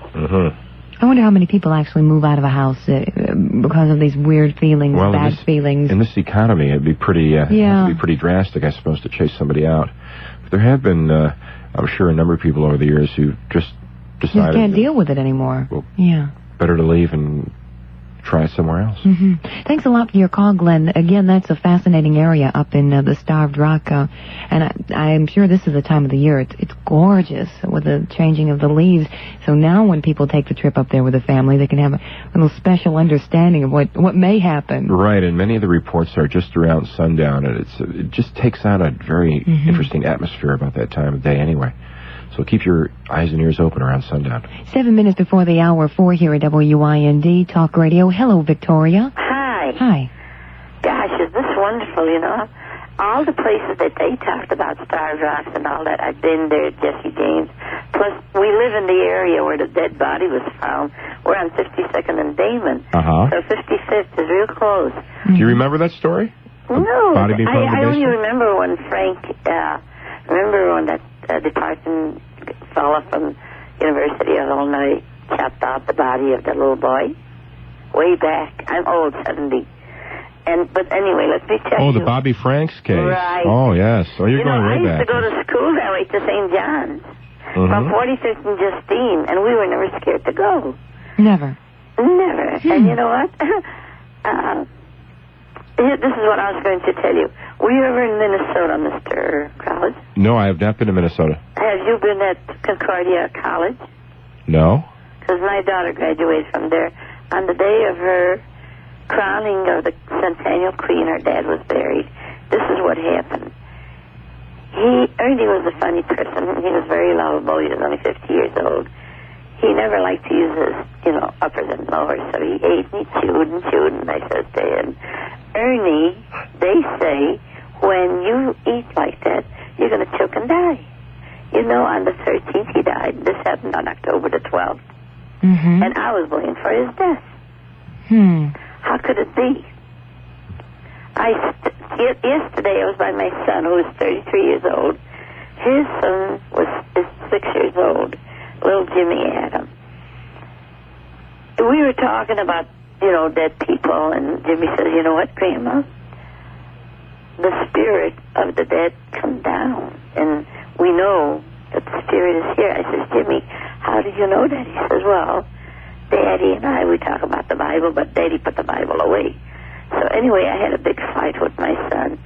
My hubby and I had to take the Northwestern train to get home because, one thing led to another, and I says, how come I'm always accused of your father's death? I didn't do anything to your daddy, and I were very much in love, and yet he died so fast when I called my doctor to come and see him, because at that time, 1964, doctors from North Avenue to Diversey came, it was about 15-minute ride. Dr. Caniglia says, there's nothing wrong with Ernie. Bring him in. When we brought him in, his tongue was blue. He rushed him from his office to Walter Memorial. Got there by 7 o'clock at night. 2 o'clock in the morning, Ernie died. Everybody says, why didn't you sue the doctor? what am I going to do? I'm not going to have Ernie, right? Yeah, but you're getting the negative feedback due to what you said just prior to his death, as I understand it. That's an interesting part. I'm going to jump back to what she said at the outset of her conversation, that particular neighborhood that we've been kind of concentrating on this morning in the course of our conversation. We also have some other callers who want to get back to some things that were somewhat related. So if you can stay with us, Richard, for a few more minutes, and I'm going to thank our caller, Victoria, because we're up against the news here on WIND. Victoria, appreciate your call, and Linda, we've been keeping Linda busy this morning. We have a number of questions that we will deal with in just a few minutes as Richard Crowe has agreed to stay with us. And grab your paper and pencil or pen, and we will give you Richard's address again in just a moment. National Ghost Hunter, and he's agreed to stay with us for a few more minutes and take a couple more calls at 591-5656. Good morning, Henry. Yeah, how you doing, Johnny? Fine, thank you. That's good. I wanted to ask Richard a question about the St. Valentine's Day Massacre site. I heard that was haunted, and that it was I think it's a retirement home or something like that. But I heard that the actual spot where the men were killed was haunted. Even dogs won't go near it. Well, you're absolutely right. It's at the 2122 lot site on North Clark Street. And 2122 was the last building to the south of the quarter section of block that was taken over by the city for the construction of a housing project for the elderly. And today, the exact spot where the building stood, which was the old SMC Cartage Company garage, is a little park-like area in the front and a parking lot in the back. And when you visit it, if you want to find out just about exactly where the men died, the 7 men who were shot down on that spot on February the 14th, St. Valentine's Day of 1929, then just find the center tree in that yard. There are 5 trees like the 5 spots on a playing card. The center tree is just about the spot where the north wall had run, and from that tree to the bushes behind it, just about that area is the spot where the men died. Now, that same area has been producing some interesting things over the years in a psychic fashion. Well, what's curious about this is that before the building was torn down, we didn't have the accessibility to the site. Now that the building is down, a lot of people can walk right over there, stand right on the spot, be at the location. And when they do that, on occasion, or people just walking by for that matter, have heard sobbing and moaning sounds, but there's no natural origin for those sounds. There's nowhere to tell where those sounds are coming from, but they're right there at the spot where the men were gunned down. Regarding animals at that spot, dogs that are being walked in the area often react and growl and stare and look ahead and see something that nobody else can observe. Some years ago, I did a program on Channel 5 with Linda Alvarez, Jerry G. Bishop and Linda Alvarez on a program of theirs. And after discussing the site with Linda, she visited the site, and a friend of hers who was a canine dog handler in the police department brought his German Shepherd, and that dog reacted. That dog growled, stared, saw something that the policeman could not see. Were it not for the fact that it was well known what had happened there at that spot, and the reputation was well known, I'm sure they would have considered retiring that dog early from the police force. But because of the history of the place, because of the reactions of other animals there, they knew that that dog was only acting as other animals have in the past, picking up on something that had happened there, apparently in 1929, but which still has left such an impression there that it can be tuned into by a sensitive person or a sensitive dog. Isn't there a story behind the actual brick wall, the bricks of the wall being sold? Yes, well, actually, this particular case, there's a lot of spin-off ghost stories or spin-off weird tales connected with it. The bricks from the wall, a large portion of them were purchased by a British Vancouver man who used them for the men's washroom wall in his banjo bar. Now, that's very tacky, to say the least. And he has since filed for bankruptcy, and his bricks are in storage. Other large quantities of bricks were owned by Chicagoans, and one Chicago man, who's very prominent in radio work, by the way, who will remain nameless at the moment, he owned a large number of bricks from that wall, and he suffered all kinds of personal misfortune afterwards. He went through hard times financially, went through a divorce, and he wound up leaving the bricks in his ex-wife's basement. So he felt that there was a connection between owning the bricks and the bad luck or some kind of a jinx that apparently went along with them. Yeah, I had heard about the dogs, you know, that were afraid to go by there, but I didn't hear about the bricks and all that. I knew there was something to it. You know, I'd heard that, about 3 or 4 years ago.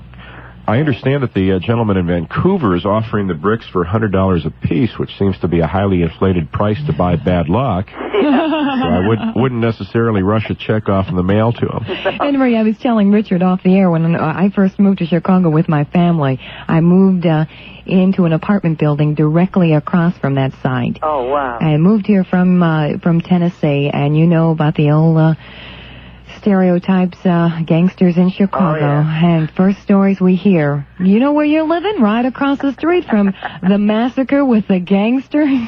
What a welcome to the Chicago area. I'm glad you brought that up. Thanks a lot. Okay, appreciate it. Bye-bye now. 13 minutes after the hour, 4:13 here at WIND, Talk Radio 56. Morning, Jeff. Thanks for holding on. How are you? Okay.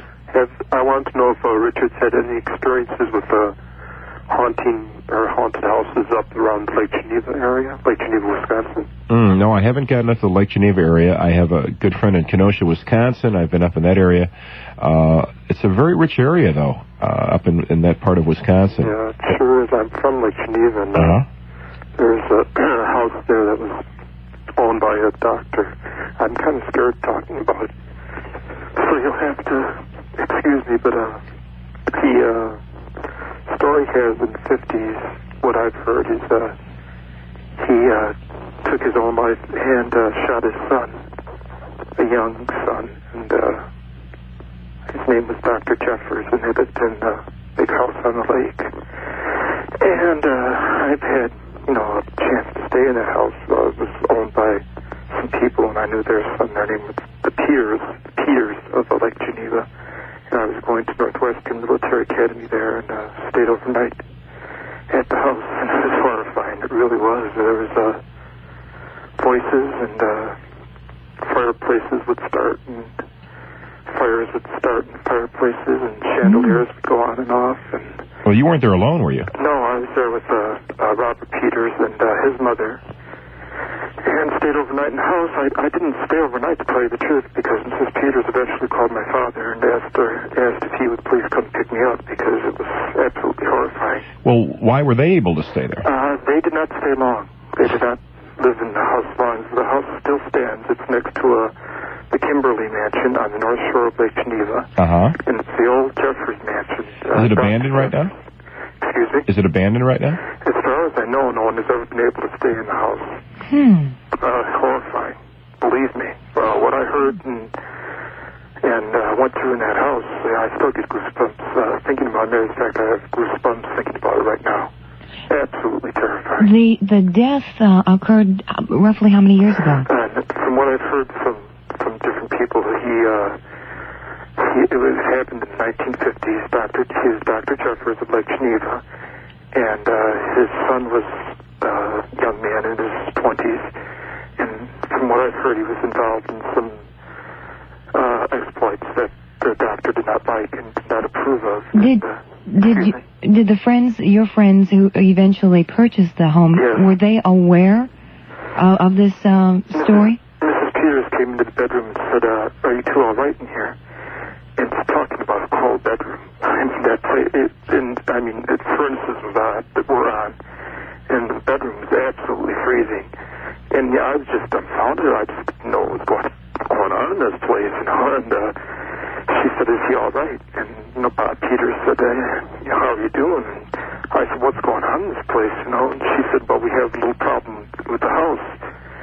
And we'd hear her get up, and she'd be going downstairs. She said, "Somebody started the fireplace again. The fireplace is lit."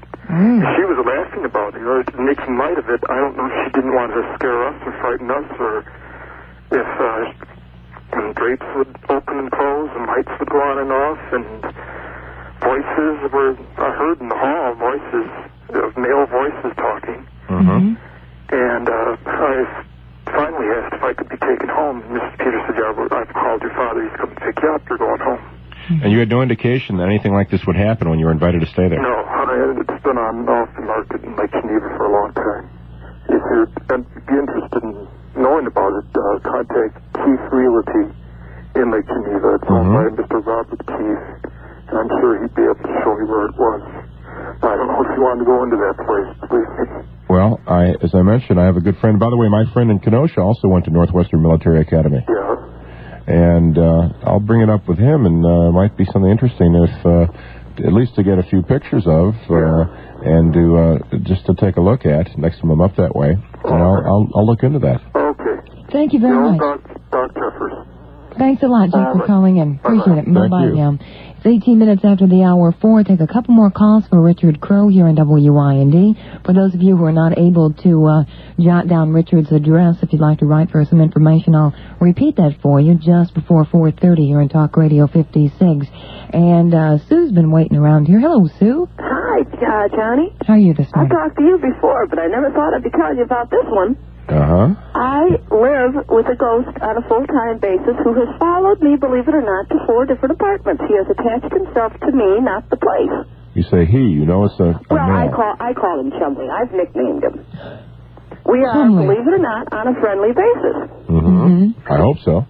We are, really, because I lived on Whipple and Sunnyside when my kids were still at home, and he made it very obvious that he was there by doing things that were totally harmless and totally unexplained in any other way until my older daughter got a little dog. And he was so jealous of that dog that he literally tried to choke it on 2 different occasions. And she had rushed him to a vet thinking that there was something wrong with him, and as soon as she got a block or so away from the house, the dog was fine. And the vet told her on the second occasion that it had to be something of this sort. And we watched. And when he tried it again, my daughter picked up her dog, and we had already joked about this, but it was a joke. And we had called him Chumley. And she picked up her dog, and she said, and the dog was staring off into the corner of the living room right behind her left shoulder. And she picked up her little dog, and she turned around, and she said to Chumley, she said, if this is the way you want to behave, you can get out of our house. If you want to behave decent, I don't care if you stay, but like that, you can't. And that was the last time we had any trouble with him. Just, like I say, little harmless, mischievous stuff. And then when we moved to another house, my younger daughter and her girlfriend, who had spent the night, were playing cards. And he made it very clear that he was there because they were sitting. They had dealt out the cards, and they were sitting talking, and all of a sudden, 3 of the cards got up and moved places, apparently on their own, and different things of this sort. And when I lived in the 3rd apartment, he didn't put any appearance that I thought we had lost him. Then my younger daughter had finally left home. She was 18 by the time I moved in where I'm at now, and since she moved, and I have been dating a couple of different people. I've been single for an awfully long time. And whenever I will date somebody that he does not approve of or thinks is a danger to him, that's what I gather, things will happen. Like one day my girlfriend and I were sitting in the living room, and I had a pair of sandals that I was looking for days. I could not find them. They had, as far as I could tell, disappeared. And we were sitting there, and she was sitting in the... It's been on and off the market in Lake Geneva for a long time. If you're interested in knowing about it, contact Keith Realty in Lake Geneva. It's owned by Mr. Robert Keith, and I'm sure he'd be able to show you where it was. I don't know if you wanted to go into that place, believe me. Well, as I mentioned, I have a good friend. By the way, my friend in Kenosha also went to Northwestern Military Academy. And I'll bring it up with him, and might be something interesting if, at least to get a few pictures of, and to just to take a look at next time I'm up that way. And I'll look into that. Okay. Thank you very much. Doc Jeffers. Thanks a lot, Jake, for calling in. Appreciate it. Bye-bye now. It's 18 minutes after the hour 4. Take a couple more calls for Richard Crowe here in WIND. For those of you who are not able to jot down Richard's address, if you'd like to write for some information, I'll repeat that for you just before 4:30 here in Talk Radio 56. And Sue's been waiting around here. Hello, Sue. Hi, Johnny. How are you this morning? I talked to you before, but I never thought I'd be telling you about this one. I live with a ghost on a full-time basis who has followed me, believe it or not, to 4 different apartments. He has attached himself to me, not the place. You say he, you know it's a well, male. I call him Chumley. I've nicknamed him. We are, believe it or not, on a friendly basis. I hope so. We are, really, because I lived on Whipple and Sunnyside when my kids were still at home, and he made it very obvious that he was there by doing things that were totally harmless and totally unexplained in any other way until my older daughter got a little dog. And he was so jealous of that dog that he literally tried to choke it on 2 different occasions. And she had rushed him to a vet thinking that there was something wrong with him, and as soon as she got a block or so away from the house, the dog was fine. And the vet told her on the second occasion that it had to be something of this sort. And we watched. And when he tried it again, my daughter picked up her dog, and we had already joked about this, but it was a joke. And we had called him Chumley. And she picked up her dog, and she said, and the dog was staring off into the corner of the living room right behind her left shoulder.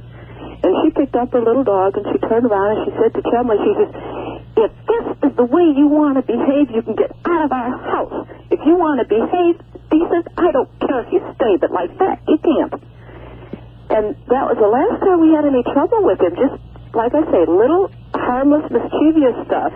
And then when we moved to another house, my younger daughter and her girlfriend who had spent the night were playing cards. And he made it very clear that he was there because they had dealt out the cards, and they were sitting talking, and all of a sudden 3 of the cards got up and moved places, apparently on their own, and different things of this sort. And when I lived in the 3rd apartment, he didn't put any appearance that I thought we had lost him. Then my younger daughter had finally left home. She was 18 by the time I moved in where I'm at now. And since she moved, and I have been dating a couple of different people. I've been single for an awfully long time. And whenever I will date somebody that he does not approve of or thinks is a danger to him, that's what I gather, things will happen. Like one day my girlfriend and I were sitting in the living room, and I had a pair of sandals that I was looking for days. I could not find them. They had, as far as I could tell, disappeared. And we were sitting there, and she was sitting in the chair that has a speaker to my stereo sitting just to the right of it, that she always uses with the coaster, uses it for a table for her glass, you know. And she'd had a glass of tea sitting on that table, and we were talking. We got up and walked into the kitchen to do something, and she remembered that she left the glass sitting in there, so could she go and get it? She walked back in, and on either side of her glass sat my sandals. That's what I mean by harmless things. Very apparent. But I have had to literally sit down and talk to this ghost and make it clear that if he did not leave my friends alone and quit frightening them, I would have to find some way of getting rid of him, and I would if necessary. But if he behaved himself, I don't care. Sounds like you've pretty much come to terms with him. Yeah. Well, you know how I feel, Rick. It's really simple. If one of my children or family or whatever had died and was restless like that for whatever reason, if they found some place where they were comfortable, I would hope that whoever was involved, they'd find somebody like you. Huh? You got it, yeah. Have you ever received any impressions as to why Chumley is about? No, none whatsoever. Except that it is very obvious that it's me he's attached himself to, because my older daughter left home 6 years ago. Lives just about 1.5 miles, maybe 2 miles from me. My younger daughter left 3 years ago, lives about 1.5 miles in the other direction from me, and he's still here with me. And like I say, I will date certain people, and no response whatsoever of any kind, but every now and then a friend of mine whom I was not dating, was strictly a platonic friend, at one time lost his apartment and was staying with me for about 2 months, waiting for his income tax check to come in so I could make a security deposit on a new apartment. And his boots disappeared on him. Uh-oh. He walked in here in the kitchen and made coffee and fixed breakfast for us, and he walked back in, and his boots are laying in the middle of his bed.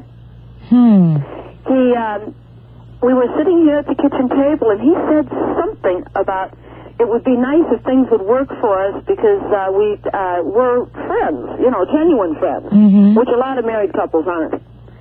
And he no more than said it, and 4 boxes of my tea wound up on the floor in the pantry. Well, Chumley certainly thought he was some kind of a threat. Yeah, he's got some definite opinions about what he likes and doesn't like. That's a great story, Sue. I like your attitude.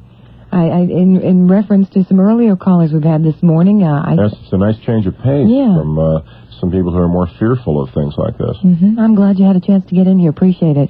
25 minutes after the hour. For Richard, before we let you get out of here, you were telling me off the air you have a 9:30 appointment. Kind soul that you are, stayed with us throughout the night. As far as your tours are concerned, some people are curious about what neighborhoods you go into on the tours, some places that they may see, some places we've talked about tonight that may be featured on the tour. Right. First of all, my tours are all 5 hours in length, so we do quite a bit of traveling. The daytime tour is about 110 miles in length, and the evening tour, I believe, is somewhere between 90 and 100 miles in length. And the day tour runs from the O'Hare area to the north, to the Lamont area in the south, and into Worth in that area. And the evening tour runs along the north shore of Chicago, down to the west side, to the Bridgeport area, Brighton Park area, Beverly area, Mount Greenwood area, and out back to the Forest Preserve Belt along the Des Plaines River, Maple Lake, and the Justice for Resurrection Cemetery, that area. So we do quite a bit of traveling, take in as much as we possibly can. And there's over a dozen locations on each tour that we will get to. So we're doing quite a bit of traveling, taking as much as possible, and seeing all different parts of town, all different parts of the Chicagoland area. I like to think of it as a crash course in ghost hunting and Chicago legend and folklore, with a good sampling of as many different types of things as we can possibly get to.